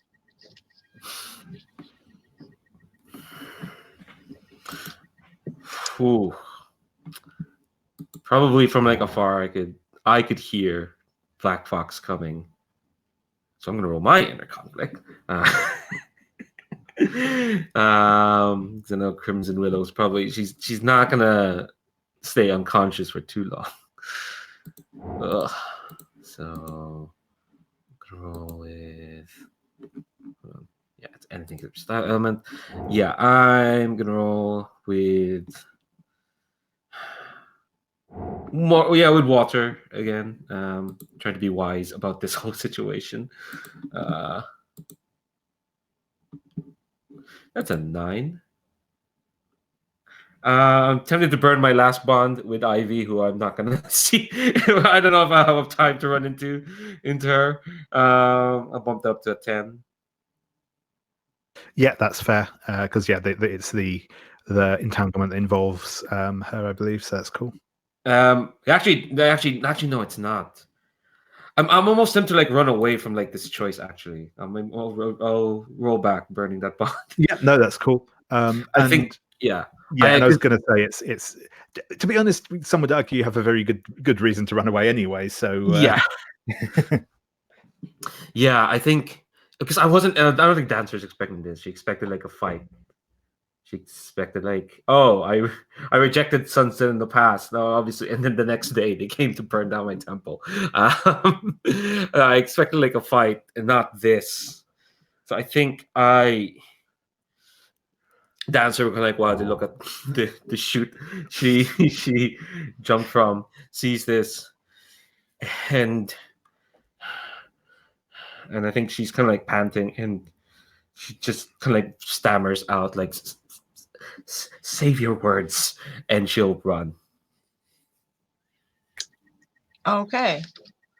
Wow, that's even worse than you killing me. That's too bad. Maybe I see these black things, black fox goons running around. Yeah, they will probably be kind of climbing up after climbing up this from this hatch, because this exchange probably hasn't taken very long, as you didn't really get into like a long in-depth conversation. So yeah, I think they're just starting to emerge, and they're kind of like looking around, clearly having like weapons drawn, and I'm standing there and I'm looking at them and I'm saying, I'm just a pure helpless musician. Come and get me. Excellent.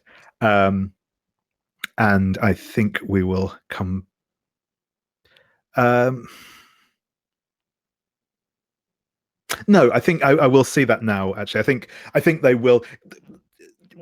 So I don't think Crimson Willow is with them at the moment. I think that she is still kind of gathering herself. These are just like the few that have come immediately chasing out after Dancer, and I think they're just going to come at you because kind of that's their job, is to beat people up largely. So there's a person here who seems to want to be beaten up. It's not that difficult an equation for them to do. So I think they surge towards you. In fairness, they've probably got like they're probably fighting like with like clubs and stuff rather than actual swords, because they did want to take Dancer alive. But yeah, they will come at you, swinging these long clubs. And yeah, what do you do? I think I will engage them, because they are just some bandits, and for some reason, they are very clumsy bandits, extremely clumsy bandits, and for some reason they keep falling over my flute. I don't know how that happens. It's weird. They should be more trained. I will offer a critique of their fighting style while I take them out. Like you shouldn't have gone there. No, look, now you hit your head with a rock. That is very unprofessional.